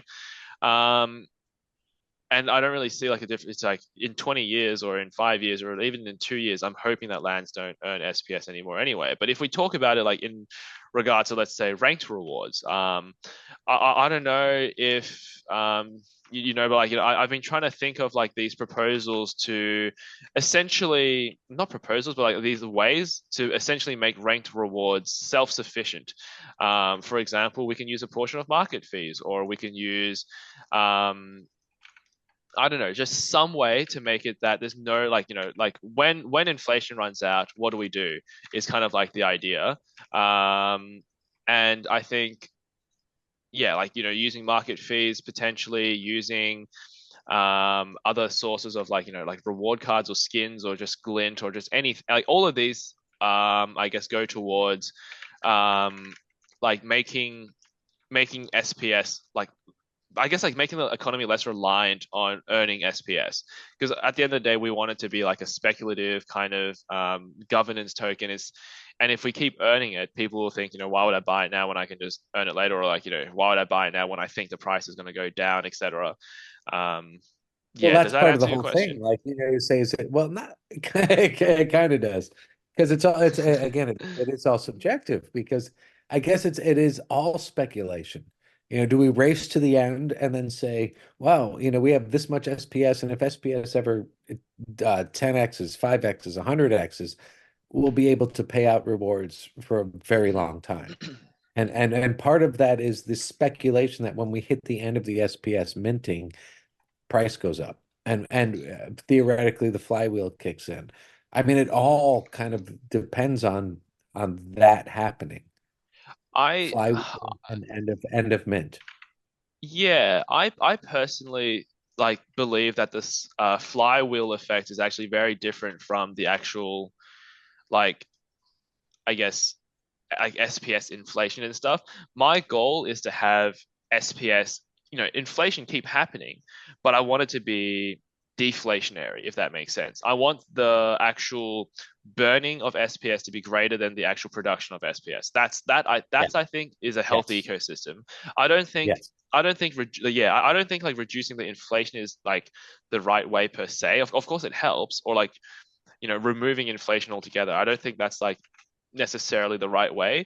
I think Okay, it's I just that, guess my question is more like, if you were at the controls right now, if you were yeah. the god of SPS, and the choice was keep the course and get to the end as fast as possible, or reduce inflation, what would your What I would your would choose choice to. I would definitely choose to reduce inflation. I don't like. Yeah, I think reducing inflation so we can make it easier to become deflationary is my way to go.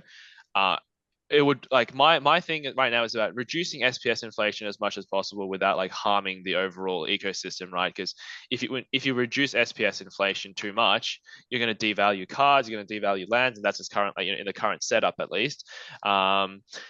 And you're going to devalue everything that earns SPS if you reduce the inflation too much. But what we want to do is we want to increase increase the reason, or like increase the utility of wanting to burn DEC, which in effect means you have more SPS getting burned. Because I think about right now it's like debt, right? Like the DEC oversupply is debt for SPS. Every time DEC is burned, a little bit of that debt is paid back. And once all the debt is paid back, that's when we actually see, burning start to happen. It's not going to happen, this isn't going to happen immediately. We're not going to see like SPS burning within the next like few days, of course. But I think it's like a slow burn at the moment, and the further, and like I guess like the further we get along that, Chaos Legion prices will rise as more people burn Chaos Legion, and the floor of Chaos Legion goes up. And then once the Chaos Legion kind of wall is done, we'll start seeing DCs going up more. And if we reduce I don't know, if we reduce the inflation, we might also have less reason to buy vouchers. Oh, sorry, buy energy, which if we want that to be a sink, that's going to be working against us.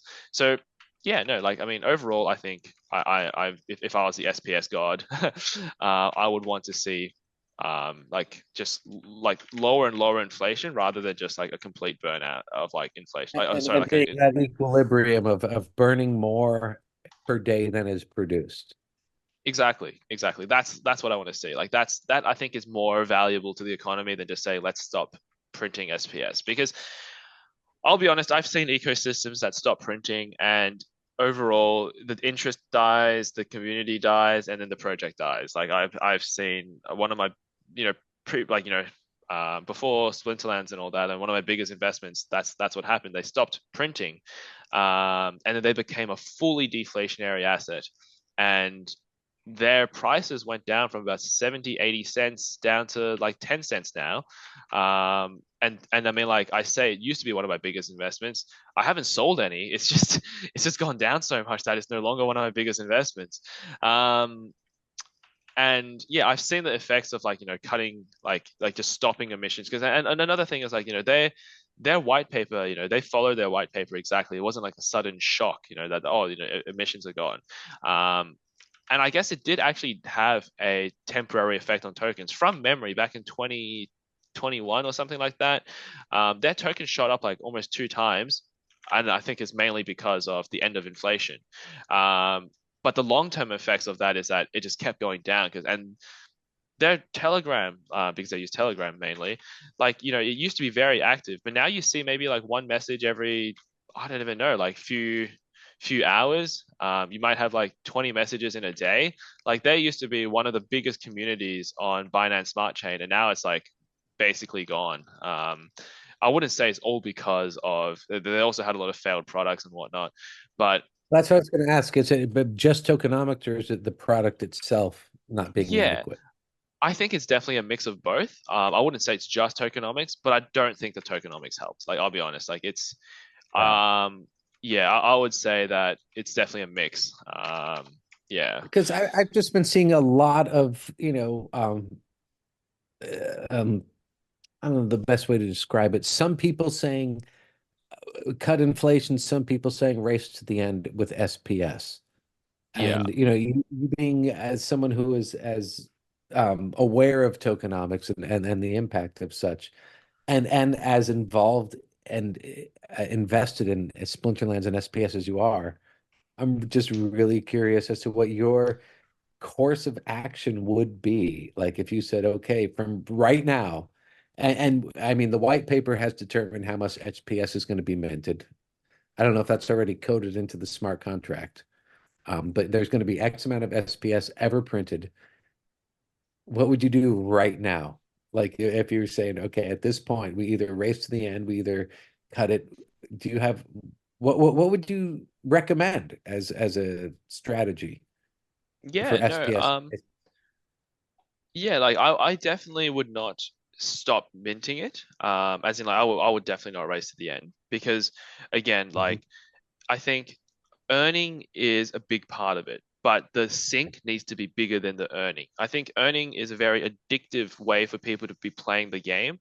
Um, and earning SPS, I think, is a big part of it because you're earning like I don't know, earning SPS just has a different feeling than earning like anything else to me at least because I just want to stack SPS. Um, Agreed. and I think if we cut the emissions there and you can't stack SPS from playing anymore, I think we would lose a large amount of players. And I think overall the damage done to the player base would vastly outweigh any benefits to the tokenomics. Like, if Oh, we look I at would never tokenomics, want to cut that. Yeah, I would never want to cut SPS from playing. I think that even okay. going that we should figure out ways to make that always a possibility. Yeah, but then like I guess like so your argument would then be to like just mint all of it at once instead of minting it bit by bit. Is that It's an what you're inquiry, not an argument. okay? Okay, like I guess like yeah, um no, because it's like minting it all at once compared to minting it bit by bit. It's actually exactly the same effect, right? If you mint it all at once and then slowly give it out, little bits and pieces of it goes into circulation. It's the same effect as minting it bit by bit. So I think overall there'd be no effect actually. Like if that's what you mean, I thought you meant like just cutting down the No, I meant versus the current white paper distribution okay. um, system that we have. Keep it going for 2.5 to 3 years, or change it to extend it, like with halvings. Oh, sorry, I completely misunderstood you then. Sorry, yes, I'm not clear with what I say many times. So My wife tells nice. me. Yeah, sorry. No, no, I don't know. I'm also on. I forgot to mention at the start of the show when we went live. I'm on like I don't know 3 hours of sleep because I ended up staying up for a pre-sale, and which got rugged by the time I woke up. So that was For nice. what? Pre-sale for what? Pre-sale for some meme coin. Which one? It was Chub called cat. Chub Cat. Yes. I woke up and I'm like, huh, all my money's gone. But anyway, I hear all the um, typing going on in the background. I'm hearing like, yeah, and yeah, I yeah. and Yeah. I and I see Bojangles ain't typing, so I'm assuming I it's was you. yeah, I was talking to someone actually earlier today that got me into it actually just then. They were replying me. I was thinking, if we can get a refund on the project because we were part of the pre-sale, we didn't buy on the market. Oh, Um, but anyway, anyway, good yeah. luck, pre-sale. Sorry. Nothing. Best left Okay. unsaid. Keep going. Okay. But A yeah, jab no, at pre-sales there. Jab at pre-sales. actually though, pre-sales are the worst. Yeah, like Yeah. every time I've gotten involved in one, it's like I'm a sucker for pre-sales, if that makes sense. I'm like, Yeah. Rift I Watchers. hear, yeah, Chaos Legion. I was lucky not to actually, I was actually lucky to have sold most of my vouchers during that. When I Yeah, I tell sold people half of that, mine and kept some to participate, but I wish I sold all of my vouchers during the oh Chaos Legion. yes, yeah, man, Yeah. like I sold most of mine, but I also, of course, but I just couldn't help participating. I told myself, I'm like, this is Exactly. way Exactly. like I even like did I always say I even did the maths. I'm like, this is way too overpriced. But I'm like, you know what? I'm gonna buy like I think like I'm gonna buy like 500 packs or something anyway. And looking back, like that's like 10 grand. Like that's a lot of money. Like, and I'm just like, I'm pretty sure I'm gonna lose money on this, but I'm gonna buy it anyway. I'm like, that's so stupid. Are you ever gonna try to get a summoner, legendary summoner in one of our sales here? I don't really. If I ever go for one, I'd probably try to sell it. To be honest, I don't really care for it. What I Sell the do, rights? Selling the yes, rights, you mean? exactly, exactly. Like I don't really like. It's not my like kind of thing. Like I don't really care for like having my name on this stuff. I guess. What I do It'll just care be a about though, Big Pac-Man avatar eating the dots. yeah.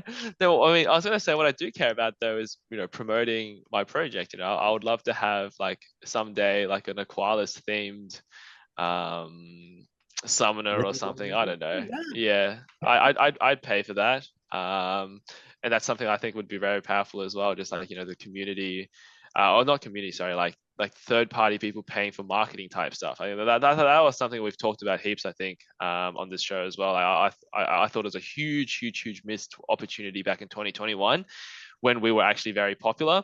Like I thought we should have used that opportunity to be like spamming marketing, not other people to market us, but us to market other people. Like imagine how much like a company would have paid, like a crypto company would have paid to have their card or design in our ecosystem. Oh Or yeah, with like, like I'm picturing battle backgrounds. The way we do for yeah, tournaments, just for ranked.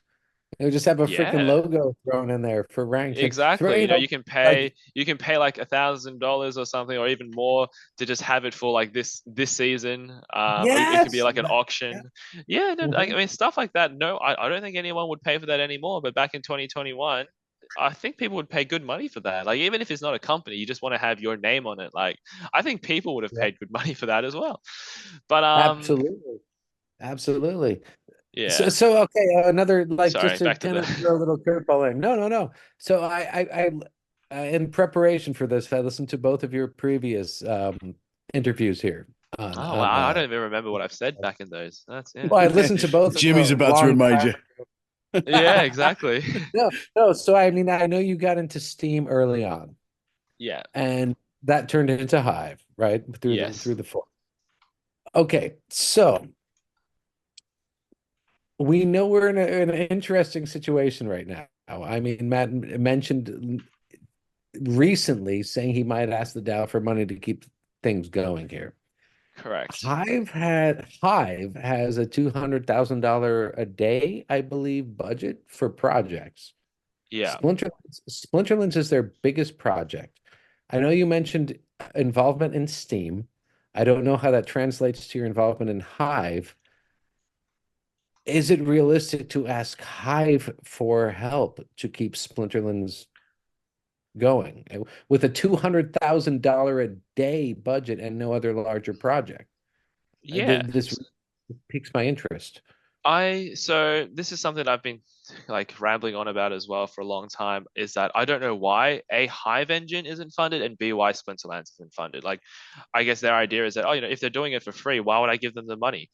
And that's one thing. And the other thing, I know Hive engine isn't funded, even though they actually need the money, is because of aggro. Unfortunately, there are people who in the Hive community who just don't like him, and I've heard that no one will fund, like there are people who just won't fund something if his name is involved in it.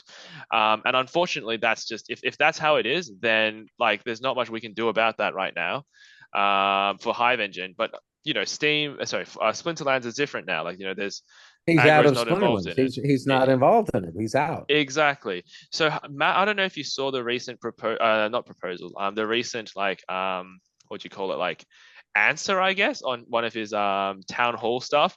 Matt's actually in the process right now of writing a proposal for what do you call it? The DHF, the DAO. I don't know what it's called. The DAO.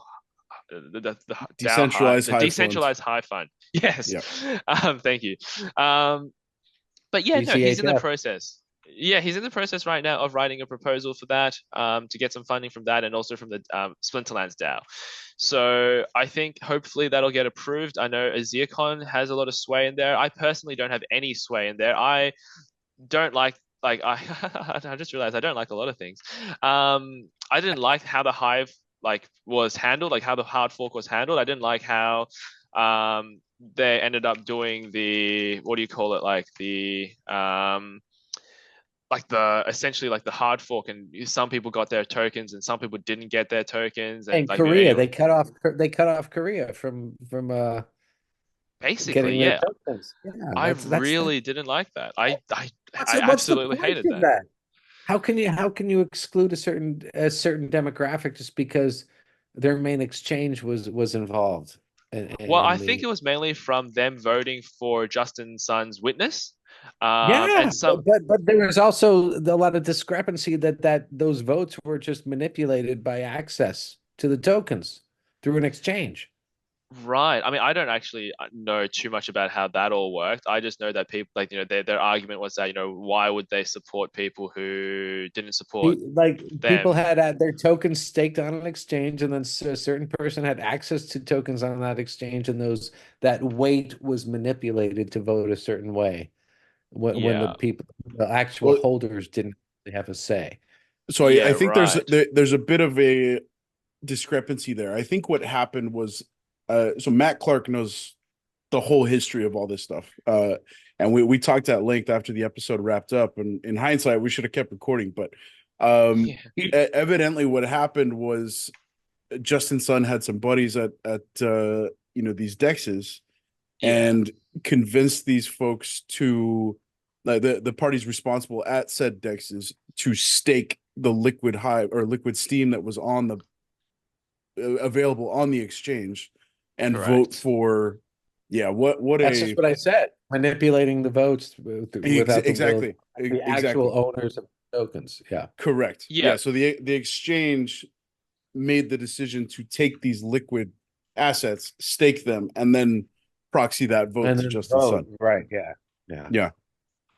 What a mess, man. Yeah. What a piece of Code is baggage law, on a though. blockchain. Code is law. That's another Matt Clark thing that he's mentioned many times, and that's how a lot of this works, whether we like it or not, and whether it's right or not.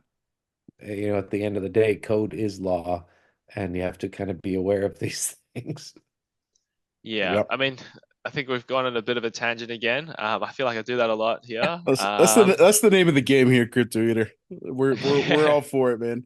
We All fly right. into uncharted territory and yeah, pursue the rabbit holes to their full depths, man. It's fun. No, that's good. That's good. That's good. But yeah, no. So I mean, what was the original?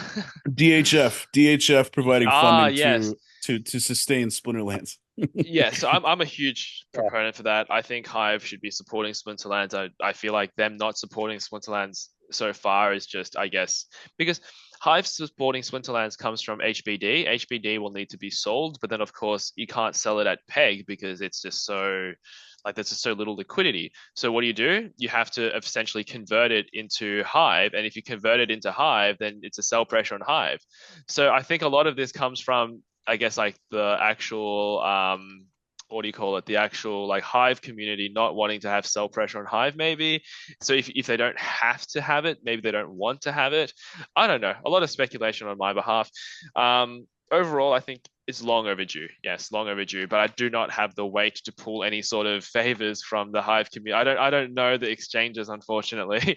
I can't get them to power up their liquid Hive and vote for us.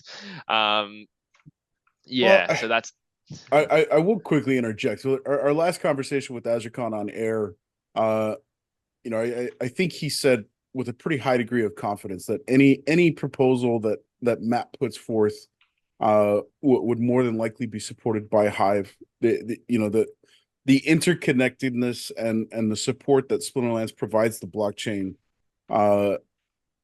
you can't second guess it. It's massive. Would Hive even exist without Splinterlands? I think that's a very viable question. And yeah. I think we asked that on air, and I think the answer was vehemently no. Hive Yeah. Hive would 100% struggle just for survival without the projects being present there. So, I think that bodes well for us. I hope Matt does put forth that proposal, and I hope it gets overwhelming support. And I think that support is at this point, I wouldn't say expected, but necessary. I mean, we have people bringing up regularly, why don't we move to another chain? Oh, yes, absolutely. And right, okay, I'm very curious to hear your take on that, because I'm kind of, from what I know, which is a limited thing, and from a recent, I forget the name of the game that was on your podcast a week or two ago, Immortal Creed. where yes, Ah, where that's a good game. they were just saying, we've been working on games for decades, and Hive is uniquely just immaculate for Web3 gaming. It's set up for that. Like, they're like, we started coding on this, and it was just like, oh my God, dream come true. Mhm. Splinterlands has the ability to propel Hive to the mainstream if it hits. I really think it's one of these things like coming from the music industry where bands you struggle. It's almost a given that a band struggles for 10 to 20 years before they become an overnight success. You bust your ass for 10 to 20 years before you hit overnight success. I really believe Splinterlands is in a very similar position. We have 6 years under our belt right now. We have a strong community, we have a strong product, we have a strong blockchain to work on. And the success of both Splinterlands and Hive can be in the right bull run with the right conditions, overnight success. Yeah. After No, 10 years of that makes busting your ass. Yeah, I agree with that. Yeah. Yeah, And so it's in the Hive's interest to say, let's help Splinterland succeed so we succeed as well. And all of a sudden we have thousands of games wanting to build on our blockchain. Yeah, that's a good point. That's a very good point. And I think like Hive and Hive Engine, I think are both are hugely important to like the success of all that. I think you need both for that. Yeah. Hive Engine's got an overhaul too. I just noticed some improvements to Hive Engine interface. I think you mean like the tribal decks one or the Hive Engine? I actually didn't Yeah, notice that. Hive sorry, Engine did tribal too. deck. Hive Right, Engine yeah, did too. yeah. Did it? Wow. Yeah, a little That's bit. nice. You can now switch accounts without having to log out, which is such a nice I'd little Oh, quality of Yeah. life Splinterlands should change. do that. Yeah, Splinterlands should Splinterlands do does that. need to do that. Splinterlands does need to do that. Well, Yeah. I think back to the DHF proposal. I think that the first time we heard whispers about there's something coming around with a proposal from Matt. The main focus was the Hive providing funding for the validator license software. Yeah. Yes, correct. And the idea was that is a marketable product that Hive would then be able to turn around and say, hey, we've got an additional layer that's available through Splinterlands. Maybe we obviously never saw that proposal come to fruition. Matt kind of kept it in his back pocket, opted to take the route of hiring two devs whose work is exclusively focused on licenses, and he has since kind of committed to, I think we've heard all of 2 or 3 dates in the almost year that Matt has been at the helm, and one of them was validators will be live before the year's end. End of the year. And Yeah. maybe he opted to not pursue that proposal in favor of the bigger proposal that, hey, Splinterlands is in jeopardy. We need help. We're kind of facing dire straits at the moment. We need, it's mutually beneficial for Hive and Splinterlands to succeed.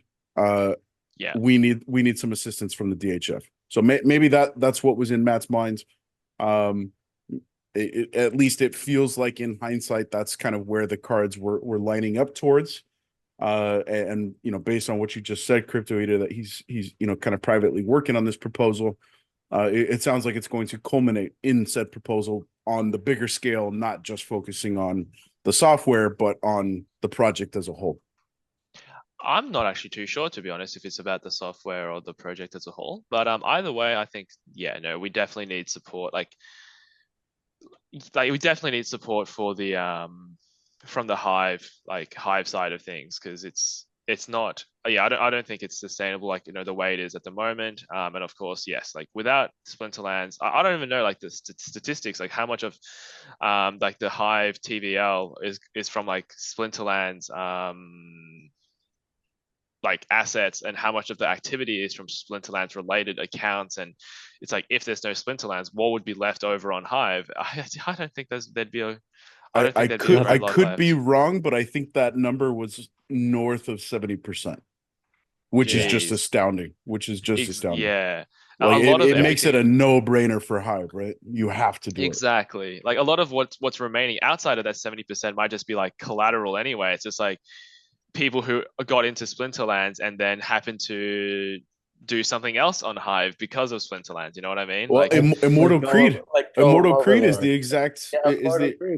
Yeah. I mean, they're here because of their introduction to Splinterlands, and therefore were introduced to Hive. Yeah, the collateral damage to Splinterlands falling apart on Hive would be Yeah, it would have to be devastating, I would guess. Yeah, that was amazing on listening to the Immortal Creed podcast you did, where they were citing the as game developers, they were saying Hive is fucking awesome to build on.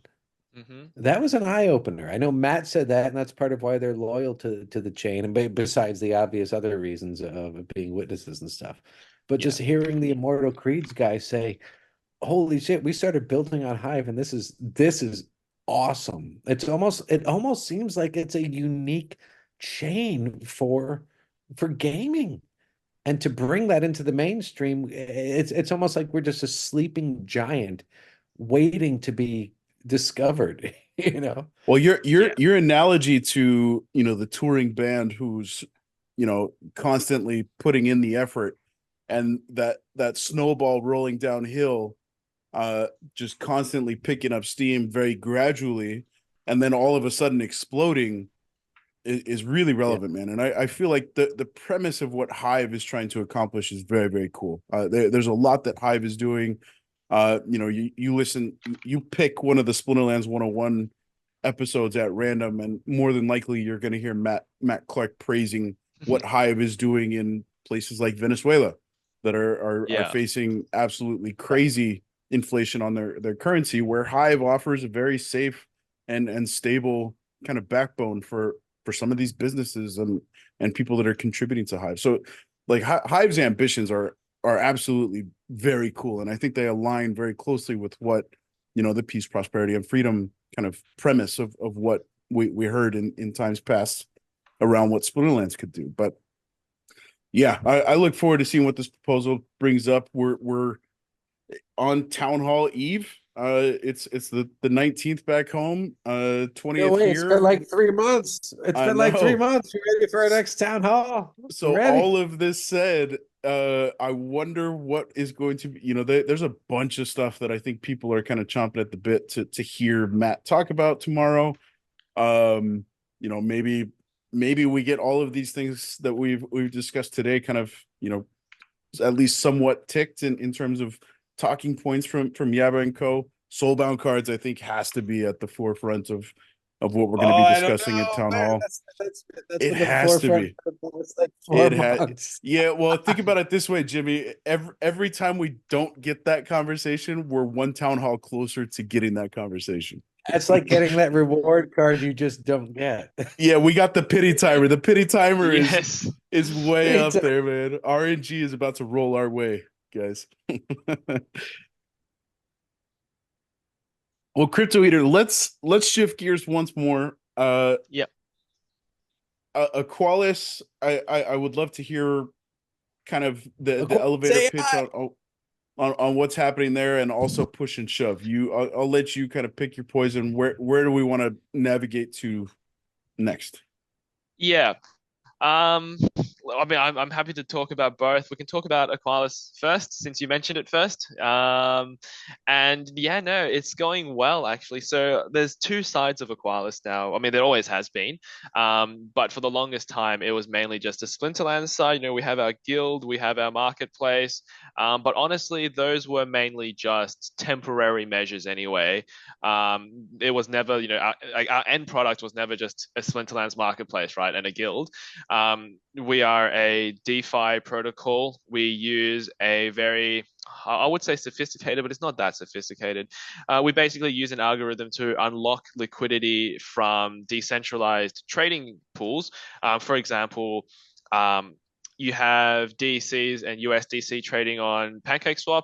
What we do is we allow for a portion of that liquidity to actually be used for lending on the side. And we believe we've done it in a way that incentivizes people to, I guess, well, not even incentivize, but basically restrict people to do it responsibly, so that there's no bad debt available. I mean, you can have a read of the white paper. I won't go too far down in terms Is of that like your how own it code? actually Is that works. is that your own code? Because I was listening to your past caps where you said you would copy paste successful code from other projects and incorporate. Yes.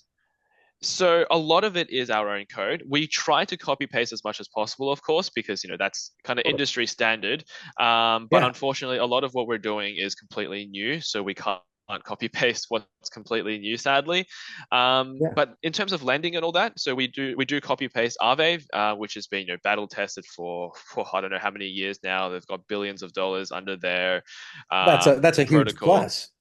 Yeah. Exactly. We know that a protocol with billions of dollars hasn't been hacked, and if we use their code, then ideally, we pass the same tests.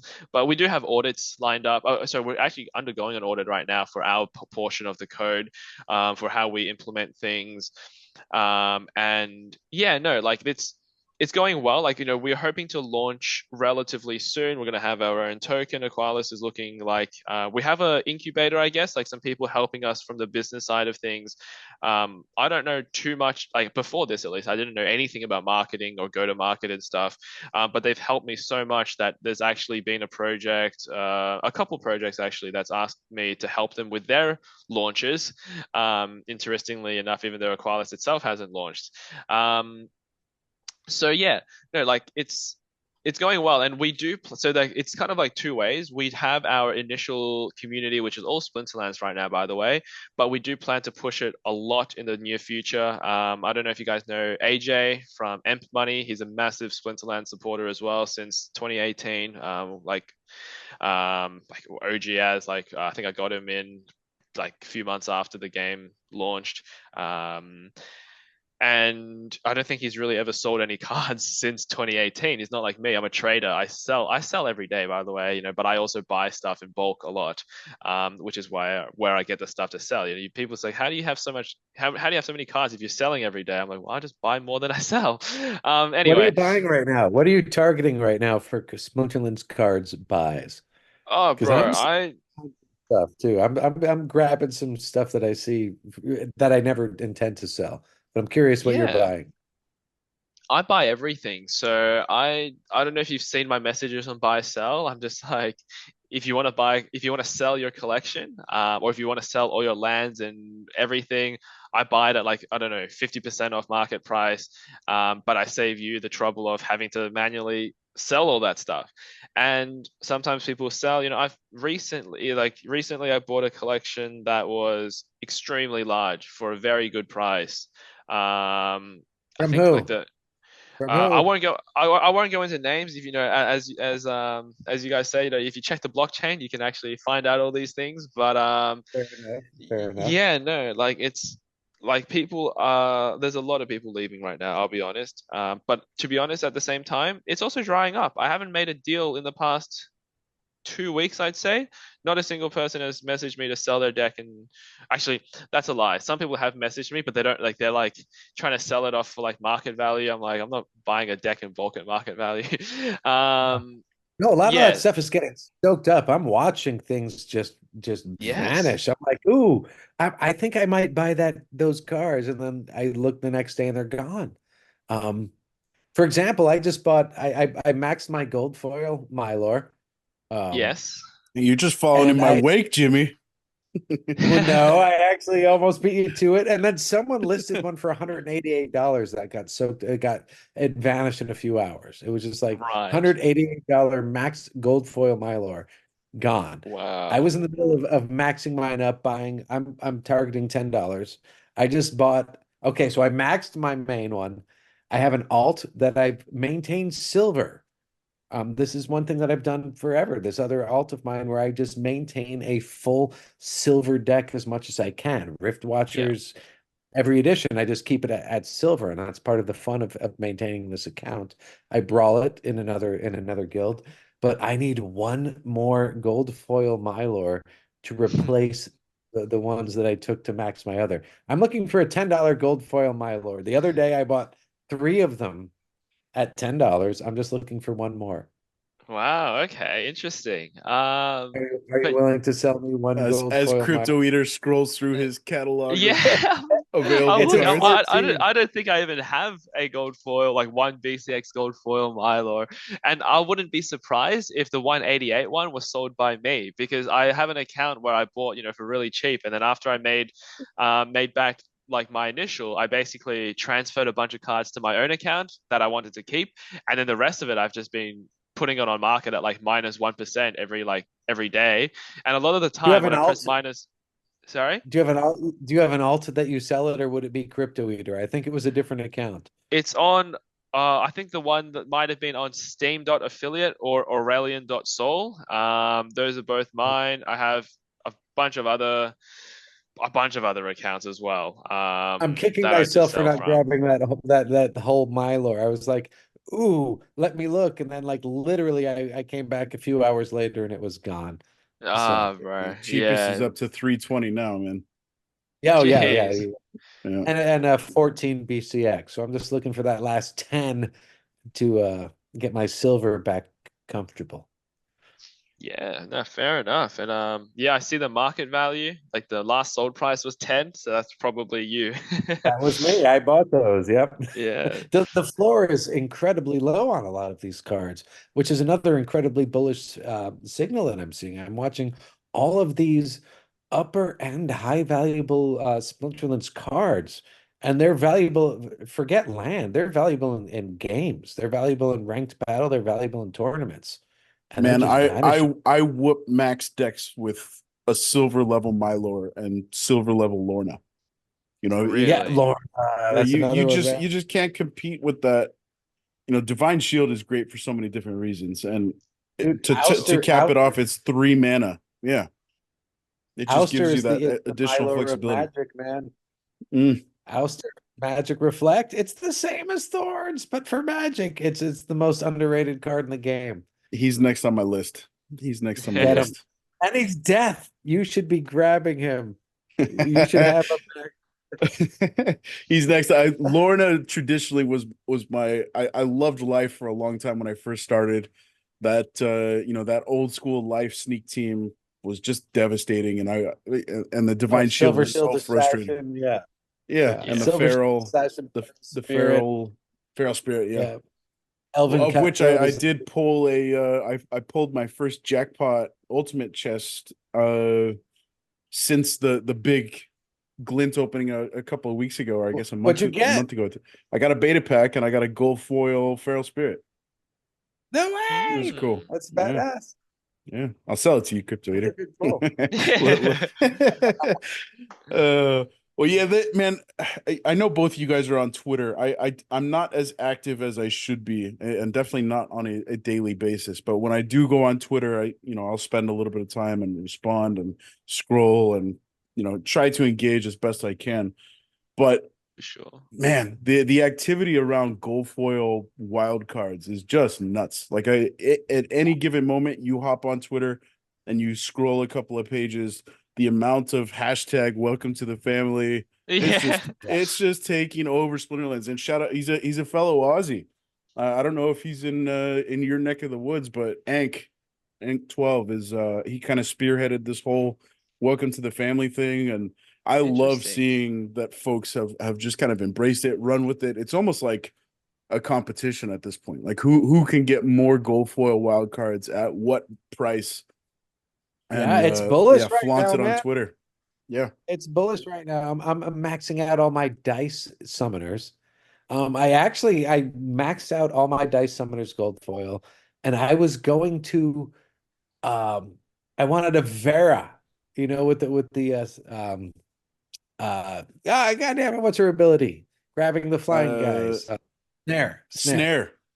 Oh Yeah. yeah, I was like, yeah, I oh think I need one of those. Yeah. yeah. I'm like, I'm gonna get her. Oh wow, it was like $70, and then it vanished, and there's not enough on the market right now to max It's of gold foil. it's crazy because again, this is about the like mentality I was speaking to you about before, about when cards or like when asset prices go down, you like hesitate about buying because it's like a downwards trajectory, and then when it goes back up, you're like, holy crap, I wish I bought it, and you might actually buy Yeah. it now even though it's up, and it's like that, and that's one of the reasons why I think tokenomics are so important as well. Like it's like you have the best game and crappy tokenomics and things are just going down. No one's going to actually take a second look. I don't think a good game in itself is enough to bring the game up. And then obviously good tokenomics, right? If the tokenomics are actually good and asset prices are going up, I reckon people will play the worst game just to earn that crappy token because it's Well, going we've up. seen that. We've seen that. And that's Exactly. another thing. Matt has wanted to. There was intentional focus on tokenomics at the expense of the game. That was a stated That was course of action. 2023. Yeah. That was That was something all that of was last year. done. Yeah, Yep. and now we're hitting a point where the focus is switching to gameplay out of necessity. So there was a lot spent on tokenomics. I would love to see the team spend less time on tokenomics and people like yourself, Cryptoeater, who are into it and have pull and have influence at this point, work on the Mm. tokenomics and see the team focus at this point on the game. Yeah, Um, that's basically what's going on now. Like yeah. all of the And tokenomics are now done through proposals. Yeah. yeah, no, that's it. And I want to see, I think it's more than anything important to see ranked play over everything else is the most important thing that we see happen. Land secondary. And this is another interesting thing too. Considering how far out Land 2.0 might be, considering our priorities in the game, our developer access, our resource, everything, the ability to build out to where we need it to be. I almost want to see these guys say we can introduce items and spells without before we introduce Land 2.0. You You know, know, where we yeah. say PP, you want to we introduce 5 items, 3 items or spells, 5 items, a very limited thing. We have tactics, it's built in, the code is there, right? So you say your land hits, I'm just going to throw a random number out there, 100,000 PP, and you or a million PP, whatever the number is that works. You could now mint an item or a spell, burn this much DEC, and you can do it. And we can get it introduced into the game instead of waiting however many years it's going to take to get Land 2.0 launched. Yes, yes, absolutely. And it's interesting you talk about this because just literally on Tuesday, a couple of days ago, when I have my weekly meeting with Matt, I was saying, hey, Lands 2.0 is too far away. We need to have steps like 1.6, 1.7, 1.8, whatever, right? And right now, I'll be honest, I don't know if you've had a look through the tokenomics, not the token, like I guess like the grand plan, because there's no actual tokenomics to it. Like the Lands 2.0 white paper is literally just like an overall high level picture. There's literally nothing about economy in there, no numbers or anything. But to get to that stage, you kind of need a whole revamp of the whole land system. And what I proposed was basically, let's say, a step by step kind of transition there. So, for example, a crafting shop is something I've been trying to get on for the past like months. Is just crafting, right? Like, even when totems became craftable, I said, let's brand like combining totem fragments into totems. Let's brand that as crafting. Let's not like let's have a crafting menu where you can have totem fragments to be crafted into an actual totem, and you might need a little bit of grain, a little bit of DEC, and then the totem fragments to actually make it. And then we can have sorry, just bit Yeah, itchy throw nose. some research Um, tokens in there too while you're at it. If yeah, it's a magic exactly. item, yeah, no, it's there. We can do it at a basic level. I'm Yes. convinced that, and I've seen other crypto projects, and we're going back several years, have basic crafting. We can do Yeah, it. It's absolutely. possible. And like I honestly believe the same. But right now, I mean, I don't know, like I think Matt's a bit like trying to focus a bit more on the NPE stuff rather than developing crafting. And CEO stuff, I can't even imagine. I run a business myself. I'm torn in a million directions. And he mentioned this on a town hall. Like he said, he spends most of his time dealing with lawyers and all this bullshit. And it's Hmm. true, he's torn in so many directions right now, which is why I would love to see people like yourself and other people who are invested in the game. Like, and I know people who are, actually talking to him and volunteering time. Um, I Yeah. hope the company would embrace more of that, to say we're taking the stress off of Matt right now because he's dealing CEO position sucks, and I'm cannot wait for the day. And I know I'm I'm putting words in his mouth, but I know that he's thinking the same, where they can hire a CEO and Matt can go back to game development and not worry about dealing with lawyers. Yeah. I'm sure that's something he's uh, waiting for, and I can't wait for Yeah. that. But until then, there are enough community people and crypto people and people involved in this project where I think where if they just interact with us a little more, and specific people like yourself who are obviously heavily invested in the game, interested in seeing it work, we can roll some of these things out and move things forward without soaking up a tremendous amount of their resources. Yeah, well, I mean, it is like the development time and the art and like everything involved in having a crafting shop. I do admit, I think it is a bit much at the moment. I would love to see something like that happen. And it's something I've been pushing for a very long time. It's just crafting, like crafting 1.0 or crafting 0.5, even if you would call it that. Yeah, it's Um, there. It's there. It's been there for years in other yeah, projects. And we're there. exactly. We can do it. We combine cards. We can do it. Yeah, no, and because the thing with crafting that it opens up such a big possibility. You can combine two different cards to create a new card. You could, mix a bit of grain and DEC in there for just like a little bit of a sync. You can, I don't know, do this and that. I create items and spells that even like lands, right? You don't have to have like 20 different resources right off the bat. We could add one Right. additional resource, and then we can add another one additional resource, and then like items Or and spells none. could Or use. none. Just have what we have right now. Yeah, No even resources that. needed. Yeah. Even that, And like there is a lot of possibility there, and I do admit it's something that I would love to see. And it's interesting you've mentioned this, um, but right now I think for Matt it's just not it's just not on the table to have this sort of development, unfortunately. Um, I don't know, like maybe if we make like I think another thing is, he's really like I think he's mentioned this a few times actually. He's really sick of proposals. Like every time there's a new proposal that passes, the team well, gets it's dragged funny. into a different He says direction. that.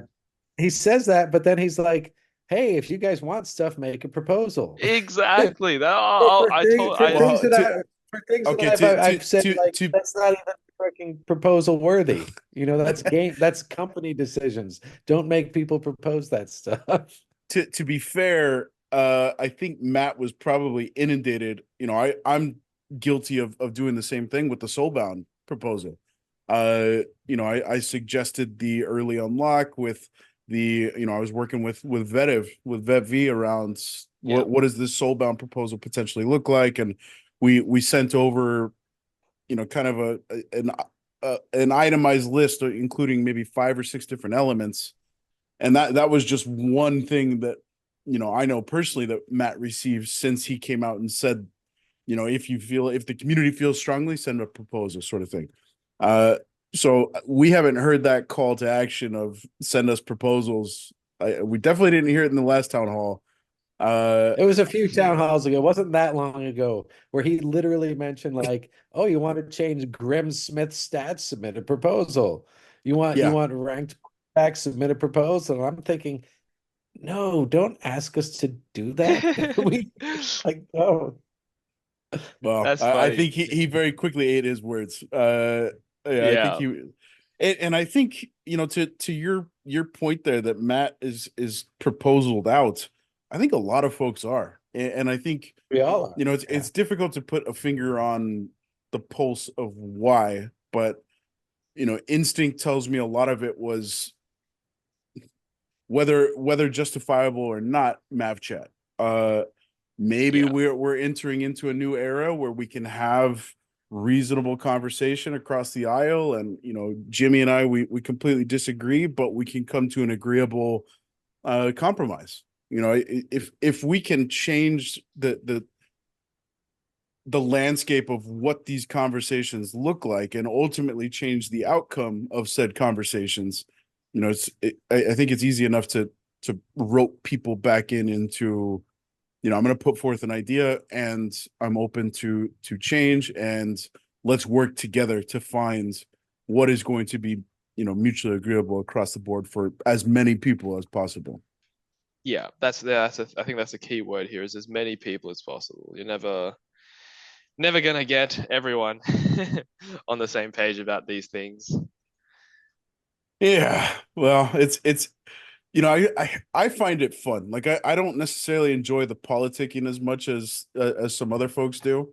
Granted, I Mm. haven't been in the thick of it. Maybe I would be, more against it, or feel more strongly one way or the other if I was kind of the focal point of said politicking. But I do enjoy the part of trying to connect people, and perhaps, bringing in some names that, may or may not be able to provide influence. And yeah, I find a lot of fun in doing that part of the stuff, and then leaving the talking and the sorting to everybody else that has a Interesting. particular opinion on that stuff. So yeah, the very recent example of this is Matt Clark's extended staking SPS proposal. Yeah. There were quite a few folks that, Vugtis chimed in, Tofu chimed in, Dave McCoy, shout out to him, had a lot of insight to toss into that conversation. Jimmy, you were involved. I think we tagged quite a few people in that conversation, and I think Matt, got the feedback that he was looking for, and ultimately came to the determination that this proposal is inherently not going to be supported as it currently stands, but it's worth going back to the drawing board and looking at, maybe some alternatives to kind of come back to the board with.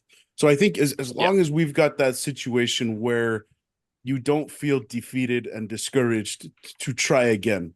It's nothing personal. It's not against, nothing against you, and nor should it be. No, But it was an idea of his that you encouraged. yeah, He brought it up on the thing, and you encouraged it, and that's when it came to light. And I people started privately talking. apologize to him for maybe throwing him into the deep end a little No, bit but it's more a quickly than he good was ready thing. for. But No, I mean it's a good thing, like if you want to stake your SPS longer, you get more benefits. I think that's part of it. Almost comes to, another step towards eliminating vouchers. it You Yeah. want does. to lock your SPS in longer, and yeah. Yeah, It no, gives I mean, I think the whole SPS longer thing, like time weighted thing. I mean, I've also another thing that I think I've this is a part that I fully agree with. What I don't agree, I actually did talk a little bit about this voucher because I mean not voucher, this proposal because I also got asked what my thoughts are and stuff. And overall, like yes, I think in its current form it doesn't really work. However, I do like the idea of having some sort of I guess like yeah, time staked benefit.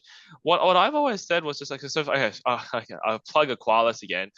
You can stake Aquilus tokens once it's live, but it's time weighted. So the longer you stake for, the more Aquilus power you have. And of course, Aquilus power comes from the same kind of like terminology as Hive power. It's like like staked rewards. Staked rewards like generation. And yeah, the whole idea there is that the more Aquilus power you have, the more rewards you get. And the only way to get Aquilus power is by staking tokens. And the more tokens you stake, the more you have. But it's multiplied by a time multiplier. And I think that like it's simple, it makes sense. Like the incentives there are very, I guess, like clear, and it's like easy to understand. That's something that I wanted for the Splinterlands community as well. I wanted there to be a time weighted staking benefit, but also more than just that, I also wanted there to be a cool like an early withdrawal like kind of function that I've proposed before that people didn't like. And because I think that's important, like just have like the ability to withdraw early to give people flexibility. And it's also a good sink because anything that's withdrawn early should naturally be burned, and that's like a protocol kind of fee. And like there's protocols that make a lot out of like when I say make, I just mean like burn. Like they burn a lot out of these kind of like side things, like for example, early withdrawal fees or whatnot. And was that I one think yeah, it's was that something you sorry. proposed for SPS? I seem to recall something about SPS Yes, early withdrawal fees. That was one of your proposals. correct. Yes, Did I it did pass? propose It that. didn't pass. It did not pass. Unfortunately, people thought that the proposal fee was too low, and a lot of people seem to think like I don't know why, but a lot of people seem to think I have all these like ulterior motives. It's like oh yeah, people are saying oh Conspiracy. it's like oh he just wants to dump his tokens, that's why he's doing this. It's like It's in um, your name, Cryptoeater. It's in your Oh, you name. want I think it's unavoidable, bro. You should change it to It's Cookie Eater based on true. this episode. True, exactly. That's a good idea. Um, but yeah, no, like I think Matt Clark's like suggestion overall, I think I do like it. Like the philosophy behind it. The implementation is very like I have some issues with it. Like it's very similar to my with what do you call Bulldog's proposal. You know, it's like I like the essence of it. I just don't like how it's done. And of course that I don't know like if you guys really kept track of that, but that ended up turning into this big like drama fest as Well, well. dude, hats off to you for that too, because I mean, there was I mean, I'm not going to go into details, but there literally a middle finger to Wales, and you reached out and said, "Let's make this work." That was a huge, just like, man, what a And it gentleman. passed. And it passed. Yeah. And it passed. That was Yeah. you're a bigger man than me for doing what you did in that situation. Thank you. I appreciate that because I mean that was awesome. Yeah. it did take a lot out of me and a lot of let's say complaining to my girlfriend who knows absolutely nothing about this game. Just like explaining to her the situation. She's like, uh-huh. Yeah. Well, I can relate. you set a very valuable precedent with that, and I'll echo Jimmy. I appreciate you for doing so, man. That well, was all right. Well, I mean, thank you. Yeah. Well, I feel like you know it's more of the same, man. Like, you know, we were talking earlier. What percentage of the community is actually salty? Well, you know, I think there's a lot of truth to Pareto's law, and we see 80% of the noise coming from 20% of the people. Most folks, you know, I'm not going to respond to salt most of the time because it's coming from those notorious figures that no matter what you refute their argument with, it's going to just get buried in more salt. So I choose to abstain from the conversation. And I think a lot of folks have moved to that, you know, frame of mind where it's easier for me just to not respond and proceed with my day and continue to support where I can. The you know, hats off to the guys who do go in and fight fires all day long. It's that's absolutely what exhausting. The moderator role is sometimes you can't take. You don't have a choice. You don't have a choice. You're like, God damn it, I have to say something, and I really would rather not. Yeah, dude, I would hate to be a moderator in this, especially in this kind of Discord, like just in any Discord, to be honest. But you know, and I want people to know that there is a moderator chat where a lot of this stuff, like, it's not like a moderator just goes and does things. It's very rare, and I mean, you know, there's extreme cases where they do, of course, but most, especially when there's community members that are involved in the game and have been for a long time, there's discussion, and a lot of the moderators really support the ability to have the other side of the argument presented. You know, there's a lot of these people who are just like, you know, mods like a lot of the dissenting voice people.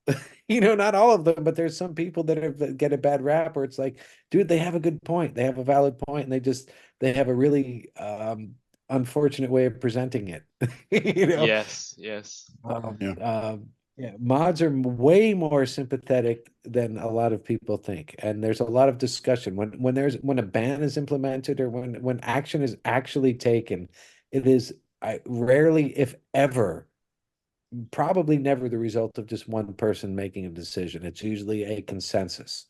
Yeah, and I can actually attest to this because since I have the little green tag, I can see the mods chat. And yes, I every now and then I have a read of that. I'm like, you know, I'm interested in how you guys make decisions, right? And yes, for sure, you guys, it's not like just a one guy, like, you know, tyrannical kind of ecosystem where one guy's like, oh, no, screw this guy, and then he's gone. It's definitely a lot more than that. And again, almost to a fault where we allow, you know, like, you know, he's dissenting, but he has a valid point, you know? Yeah.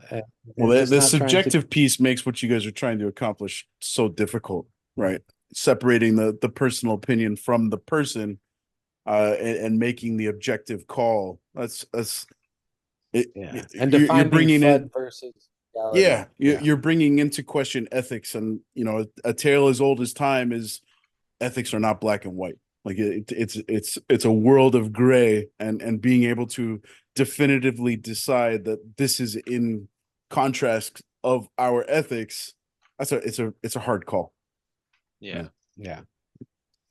Well, shit, man. All right, we've been going for almost 3 hours. Jeez. We Yeah, talked for wow. like 40 minutes before you hit play, hit record. Also Yes. true. So Cryptoeater, let's wind it down. Let's get the quick and dirty on push and shove. Where I know you wanted to get that out there and Yes. have a platform to discuss. Let's The talk push and shove. change to PNS I thought was a hysterical yet brilliant marketing. Yeah. And especially when I saw the memes start coming out. Oh, the memes have been hysterical. My favorite has been the tried and trusted Austin Powers memes from back in the day. Like Yeah, Austin right. Powers has so many scenes that are like It's perfectly perfect. constructed Yeah. to go along with PNS, man. Yeah, so funny. Yeah, no. I mean, I don't know. Austin Powers might be a little bit before my time, I'll be honest. Well, Cryptoeater, you've got there half will the accent. yeah, Half the you do accent. have half the accent. There will Right. never be another Austin Powers Baby, created. yeah. I would be shocked if we get that kind of raunchy comedy ever enters mainstream again. Highly suggest going back and watching all three. They're classics, man. Before your time, you've watched Austin Powers, the original, haven't you? I don't think so, honestly. Oh my God, Oh, you're kidding man. me. You have to. Tonight, when we get off of this, go watch the original Austin Powers. Yeah, All right. It's I mean, if it's on treat yourself, Netflix. man. Treat yourself, dude. It is You a have to, classic, man. especially with your token. You Yeah, have yeah, to. no shit. All right. I mean, I'll Yeah, have a look. baby. Yeah. Yeah, no, I've seen the memes. I just never seen the actual like Oh, show. baby. I don't even know if it's a show or a movie. Um, but yeah, no. Quickly just talking about, yeah, because I haven't actually eaten yet, and it's 2 p.m. I'd literally got up out of bed and just like, oh yes, time to go have a chat with the boys. Um, yeah, so about PNS, I'll be honest, it's been a very rough ride. So the whole philosophy with PNS is that it's a token that supports the Splinterlands ecosystem. And as a way of supporting this ecosystem, it's paired with SPS. So we had a chat before we went on air about how, meme coins kind of, I mean, even on air, actually, I talked about like momentum and like how, token, like, prices going up and everything. The whole point of PNS was that it gets outside like interest, right? But the problem with outside interest that it's very short term. It's very short term. Like attention spans are very short. Everyone just kind of like sees a token and it's like, oh, the price is going down. Well, they're not interested anymore. And the problem I said before is that we're meant to be supporting the Splinterlands ecosystem. So of course we're paired with SPS. However, from between the time that we actually launched until now, SPS has gone down about 60 something percent, almost 70%, which means our token has gone down like 60 something percent, 70%, which of course is a problem because people just aren't interested in it when they see the token is going down. No, And they right want now, their meme coins to go up, exactly. And which is an Austin Powers thing. I really do need to watch that, it seems. You do need to watch that. Yeah, baby. Yeah. Like, I guess as I was saying, it's just been hard because it's like you can't really market it to a community that just cares about price going up when the price is going down. So we're at a state right now. Like, I mean, some people ask me, is it abandoned? Because that's a word people love to use in the meme coin community. It's like, devs, like, they'll abandon a project or something. But like, I guess the short answer is no. It's not abandoned. I mean, I don't plan on doing that. And it's not really like, and again, it's a community project. Everything is community made, like the Twitter, Telegram, everything's community made. I don't really see myself as the project owner. I don't think there is an owner, in my opinion. And yeah, that's kind of like what we're doing at the moment. It's just, basically just waiting until it's at a time that I think is like, ready to be pushed. Heck, push and shove, get it? And then the community can kind of decide as well. And I think it's important to understand that yes, it's going to take time. It and it really just does rely on SPS like price at this stage. It's like if SPS prices start going up, we can start doing like marketing and all that a lot easier. We actually still have a pretty like a few $1,000s in the marketing budget. Like right now, like there's still a few $1,000s like right now in the marketing budget for a PNS. Which and that's denoted in Ethereum and BNB. So it's not like it's been going down with SPS. So I think it's actually pretty smart that the proposal that we had to remove liquidity, because if that liquidity was not removed, all of the BNB and ETH that we currently have for marketing, that would actually technically all be gone. That would all just been used as buy pressure for SPS. SPS might be 0.1% higher, or maybe not zero, maybe like 0.5% higher, 0.3% higher, which is like negligible. But instead, we have a few $1,000s for marketing, which is great. So yeah, we're still waiting for the right time to really push PNS. Well, Yeah. the next push, you guys need to rope in Michael Caine and Mike Myers and Seth Green, and these names will all make sense in about 12 hours. Cryptoeater, once you watch Austin Powers. Okay. Yes, just watch it. Legendary cast, man. And random question. Okay, so we have watched your SPS stake hit 37 million? Is that where we're at? I have no idea, to be honest. I know it's pretty high though. Close to that. Okay. So in the past several weeks, that's just gone through the roof. You said earlier that a lot of that was from LPs. Correct. Meaning you pulled your position from LPs and staked, or explain how you hit 37 million if you don't mind. Yeah, sure. A lot of people. Yep. One at a time, Jimmy. No, that was it. I was going to say, if you don't want to. No. I mean, one SPS at a time is how you hit 37 million, man. Well, yeah, I mean, a lot of it, essentially, yeah, man. But at the same time, also no. It's interesting because a lot of this, I mean, of course, I mentioned off air before, it's come from my liquidity pool positions mainly. A lot of it came from DECs, a lot of it came from liquidity pool positions. And is that transaction fees, or is that pulling liquidity pool positions? It's literally that I used to have a lot of liquidity pool positions in DEC and SPS on the Hive engine. I had a lot of liquidity in Ethereum and SPS.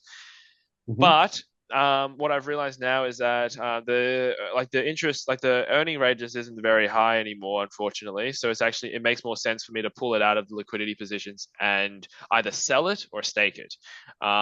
And I have no interest whatsoever in selling SPS at these prices, so I've staked it. And that's pretty much it. That's why my airdrop has gone up percentage-wise. Yeah, well, I mean... And ETH SPS or BNB SPS. Right. Yes, correct. I've pulled out a lot from there, and I've chosen to stake all of it. A lot of this has basically been from essentially just holding SPS position, Ethereum liquidity positions over the past few years. I don't know how many Ethereum I've actually lost now, probably 60, 70 Ethereum. That's like my Rooney as the opportunity cost in Rooney. Yeah. I don't know, it's a lot of Ethereum, but at the same time, I've probably gotten I've probably had 5 million SPS in the liquidity pool position at the start, and then I probably went up to 17 million. I don't know. I can't remember the exact numbers. And 60, 70 is also a ballpark guess. I don't actually know how much I've lost in total, but it would be around that probably. And that's where the SPS has actually come from, because people have asked me, how have you bought so much SPS without actually moving the market? Because they say, I want to buy SPS too, but I'm scared I'll move the market too much. I'm like, well, actually, I didn't really buy it. I've had it all along. It just wasn't staked. And I was, for a period of time, I was contemplating just staking it across multiple accounts. I don't want, maybe I don't want people to see I have so much. But then I'm like, you know what? It's who cares? Yeah, I'll just have it on one account, and if people don't like one person with so much SPS, then I guess bad luck. Whatever, bad luck. That's what it's all about, man. It's Yeah, what it's all buy about. more And yourself is the answer. Exactly. And I have the problem of buying cards with SPS. Cryptoeater, you might remember, right? Literally, I think it was 2 days before Rebellion was announced. We had a little transaction where we what was it? Several gold foil untamed cards. Mm.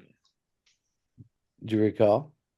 Vaguely. I mean, vaguely, very vaguely. Yeah, very vaguely. It's just like, oh, Karma Big time Princess. trader here. Field I mean, Bearer, Karma Princess. So there was like this handful of cards. It's like, oh yeah, 100,000 SPS worth of stuff. Where and literally 2 days later, Matt's like, Rebellion's coming out, and it was just like, oh, Untamed just went. Brrr. Well, perfect timing yeah. on your behalf. Yeah, no, I helped Yeah. your I helped your fund. Yeah, well, I mean, thank you for that. But yeah, Yeah. no, I mean, with timing and all of that, it is hard. Like you'd be surprised how little information I get as well, from like Matt, I guess, in general. And I do also have a contract with him. Technically, I'm not even allowed to trade on any inside info. But Right, I right. don't. Yeah, no, like it's like I don't know, like it's like even for some like people like it's like people ask me, it's like if you're a team member, it's like can't you trade on that information? Uh, but no, I succumb to the same like market movements as you guys. The only time I can ever get inside info is if I make the proposal myself, Oh, and no, if I I make a reached out to you. I was like, I see these cards on your account for sale. Let's make a bulk deal. And I was yeah, happy. And then yeah, 2 days no, later, they were just like, "Ooh." it's crazy. Like Yeah, that's how Splinterlands is, and it's just like the yeah. markets as it is now. It's just like Well, for example, honestly, long. tomorrow. Yeah, like tomorrow something could come out like a new event, and all of a sudden we see DCs at peg again. Like I don't know. Yeah. That's what I'm hoping for, and that's what I'm trying to build towards. It's just like suiting up towards getting us ready for that at least. Oh, and Yeah. long term, man, I know like Untamed is a fucking fantastic. If you believe that this game is going to succeed and we're going to have hundreds of thousands of players in the long term, Untamed right now is an incredible deal. We're talking alpha beta level Yeah. deals. Where Rebellion if you can, levels. yeah. How's that? No, even more than that, man. Like Untamed is an incredibly powerful set with only what was it, a million, 1 million, 2 million packs minted. I It's think it was a one and a low, half. yeah, 1.5, that might be right. Very low level circulation, incredibly powerful cards. And I mean, I'm seeing some deals now. Like I remember missing out on like gold foil Spark Pixies and Phineas Mm, Rages at like $75, and now seeing us getting close to that again and being like, holy shit. yeah. Like just grabbing them, knowing that if this game succeeds long term, which I believe it will, those prices are, this is going to be golden age type stuff. It's almost like what Matt Clark was saying on your last recent podcast. In a couple of years, people are going to look at these prices and be like, "Holy Oh, you shit! got How so did you?" lucky. You got so Right, lucky. right, exactly. How could you not buy those cards at these prices? I'm watching Maury, the giant. A little shout out to him saying, "I just bought a Max Flame Monkey and a Max Phineas Rage for $10." And it's like, yeah, dude. And he's like, I don't even play Wild, but that's it. Yet. Like Yet. that's yet exactly. Yeah. Once Chaos Legion rotates out, you're gonna be playing Wild. Tell you that right now, Yeah. buddy. Well, it's I mean, so I was calling out Rebellion just from scarcity standpoint. I think when it's all said and done, we might crack 1 million packs, but right now it's not really looking that way. I'll be interested to see how it shakes out the next 6 months, and then Okay, I want to ask Cryptoeater this because Rebellion is a part of that is hot topic here. I'm throwing it out there, man. Pack price. Yeah. Two bu- Um, $2 is a sweet spot. I mean, I'm seeing a lot of other projects. Is you don't own Rebellion if I remember some recent postings. correct. Is I it because own. is it too expensive? Like, what's the deal? Yeah, Yeah, no, baby. That's absolutely right. It's too expensive. I don't see the need to own Rebellion at all. And the thing is, like, it's like like another point of view is that I don't think pricing it at $2 is necessarily the right move either, because that just devalues, I guess, everything else as well. Well, I how think does it devalue? I mean, like honestly, like I understand like the how does it devalue? yeah. So to answer that, I think it's mainly about like opportunity cost, right? Like, if I'm buying Rebellion, I'm not buying something else. But right now I'm stacking Chaos Legion because I don't want to buy Rebellion. So if Rebellion was at a decent price, then Chaos Legion might be lower than it actually is right now. My biggest problem is that Chaos Legion is too low. I think that's the biggest problem in Oh my yeah, opinion. it was Like, overprinted, definitely. exactly. I think, like, if we have some kind of way to convert, like, I don't even know, like everything, there's like obviously like a trade-off for everything. Um, but yeah, like I think if Rebellion was at $2, it would solve Rebellion itself being like, being bought out and stuff. But then that, capital will probably come out from Chaos Legion or Untamed or just something else. Because right now it's like, I'm not buying Rebellion, not because it's too expensive per se. I'm not buying it because it's too expensive with respect to Chaos Legion. If you compare the two packs side by side, I'm like, why would I spend this much money on Rebellion when I could spend this much money on Chaos Legion? It's got one extra season, it's got one extra year left in, like one additional year compared to Chaos Legion. But to me, is that one additional year worth paying like 10x the price? To me, it's not. So I'd rather just buy Chaos Legion and buy more Chaos Legion. And I'll buy even more Chaos Legion. And Okay, I think, and oh, exactly that point. I think If it's really important to call out that Cryptoeater, you are not your standard player, right? You said earlier in the correct, podcast, we've heard it in other episodes, you don't play the game. So the fun correct. factor that you derive out of the game doesn't come from whooping Fat Jimmy's ass on a ranked battle, or Hyde's ass on a ranked battle. yeah, good Uh, luck with that, but come on, bring it on. you get satisfaction in other aspects and different arenas of the game than the standard player does. And it's also really critical to call out that even though Rebellion has that extended shelf life in modern, Chaos Legion holds much more greater value on lands in perpetuity. Uh, Yeah. so I mean, as a significant landholder, and you just acquired a new account, is there more land there that you've got to start taking into consideration and eventually No. filling out? So No yeah, land nah, there. no more land on that one. Just cards. Well, even recently, within the last couple of months, you bought a region, if I'm not mistaken, right? Yeah. Actually, Yeah. yeah, no, that I sold What off a fair bit of what that, but region? I kept like 700. I don't even know what region, to be honest. Like it's definitely one of them. Yeah, It's no, one of them. Do you know yeah, for where? Do you know sure. where it's at? Break it I down. actually don't know, to be honest. I just know I have 758 plots left in it, I think, something like that. That I didn't end up selling because yeah, like the prices went too low. So I'm just like, I'll wait until it goes higher. But about that. Yeah. Yeah. Yeah. Well, Yeah. man, Crypto Eater, I want to say, I appreciate what you're trying to do for the community. I want to encourage you, not to give up on you. You've got a mind for the tokenomics, man, and don't don't let the saltiness kind of beat you down.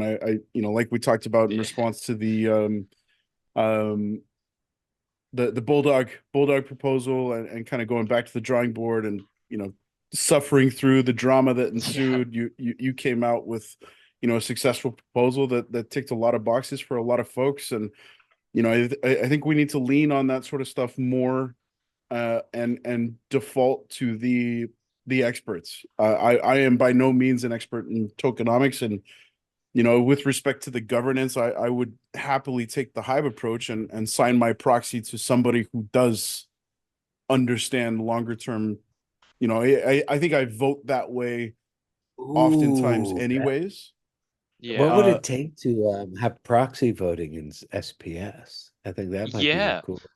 I think some other people were talking about it as well, like I very would love recently. that. Yeah. I mean, we already see Yeah. that kind of by extension, anyways, right? Like, call out Matt Clark again. He routinely states like, if it has Yaba's point of approval, I'm going to say yes to that proposal. So we kind of Yeah. already have, you know, an iteration of that, and I think you probably see that to some extent in the Hive also. It just takes out the Automate, step of having to manually apply that vote. Um, automate it. Yeah. yeah, yeah. So yeah, man, I look forward to Cryptoeater. I know you're chomping at the bit to get some food and probably get a nap and watch some Austin Powers. Is a given. Absolutely. That's a given, of course. uh, Yeah. but yeah, any kind of final words of wisdom from either of you guys? Do we want to end on a particular note to wrap this sucker up? Yeah, no, I mean, I just appreciate you guys having me on the show as always. I think yeah, it's always good to have a chat. And yeah, even like always like, even for me to always gain some new perspective, like, about like the Soulbound cards, for example. That was interesting hearing your points of view from that. And my whole perspective on Soulbound in general, that's kind of I guess not necessarily changing, but definitely getting altered.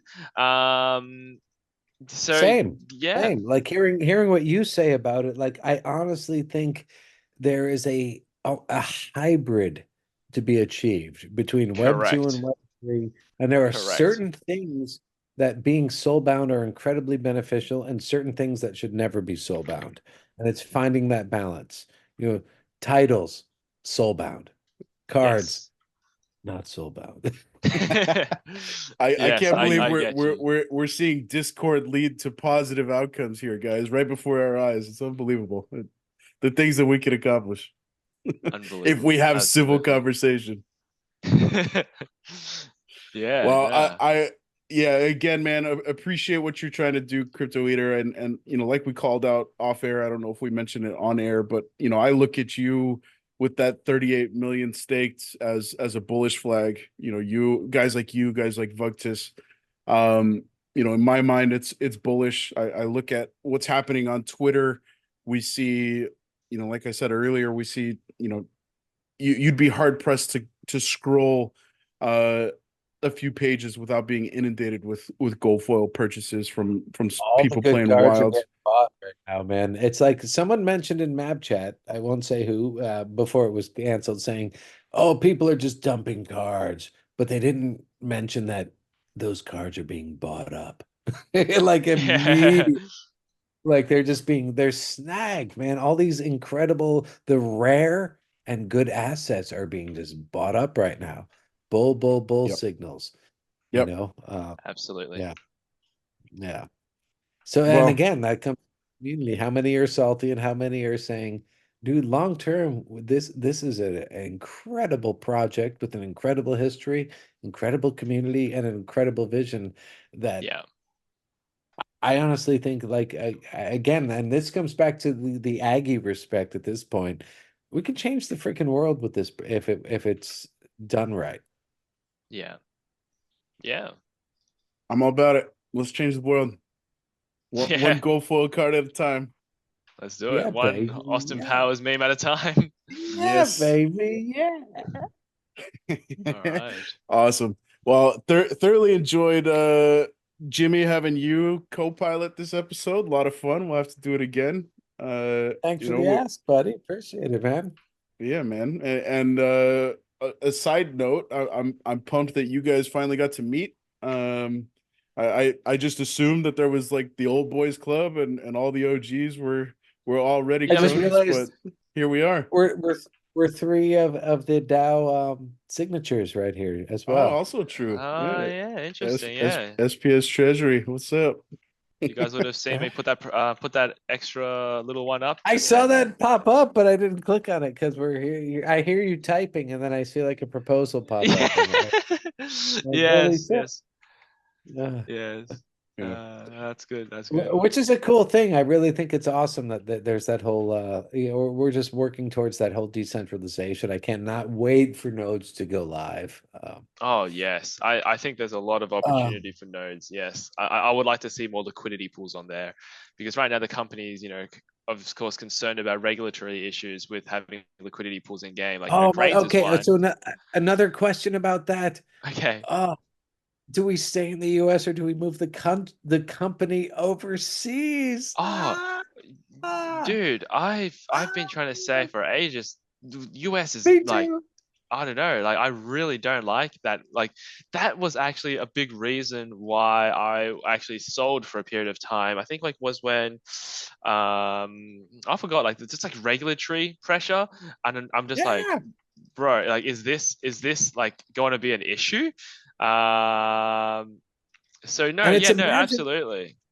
And it's imaginary. They literally just pick a target and say, you're an Yes. SEC, we're suing you for $5 million, and then you have to spend all your resources fighting us.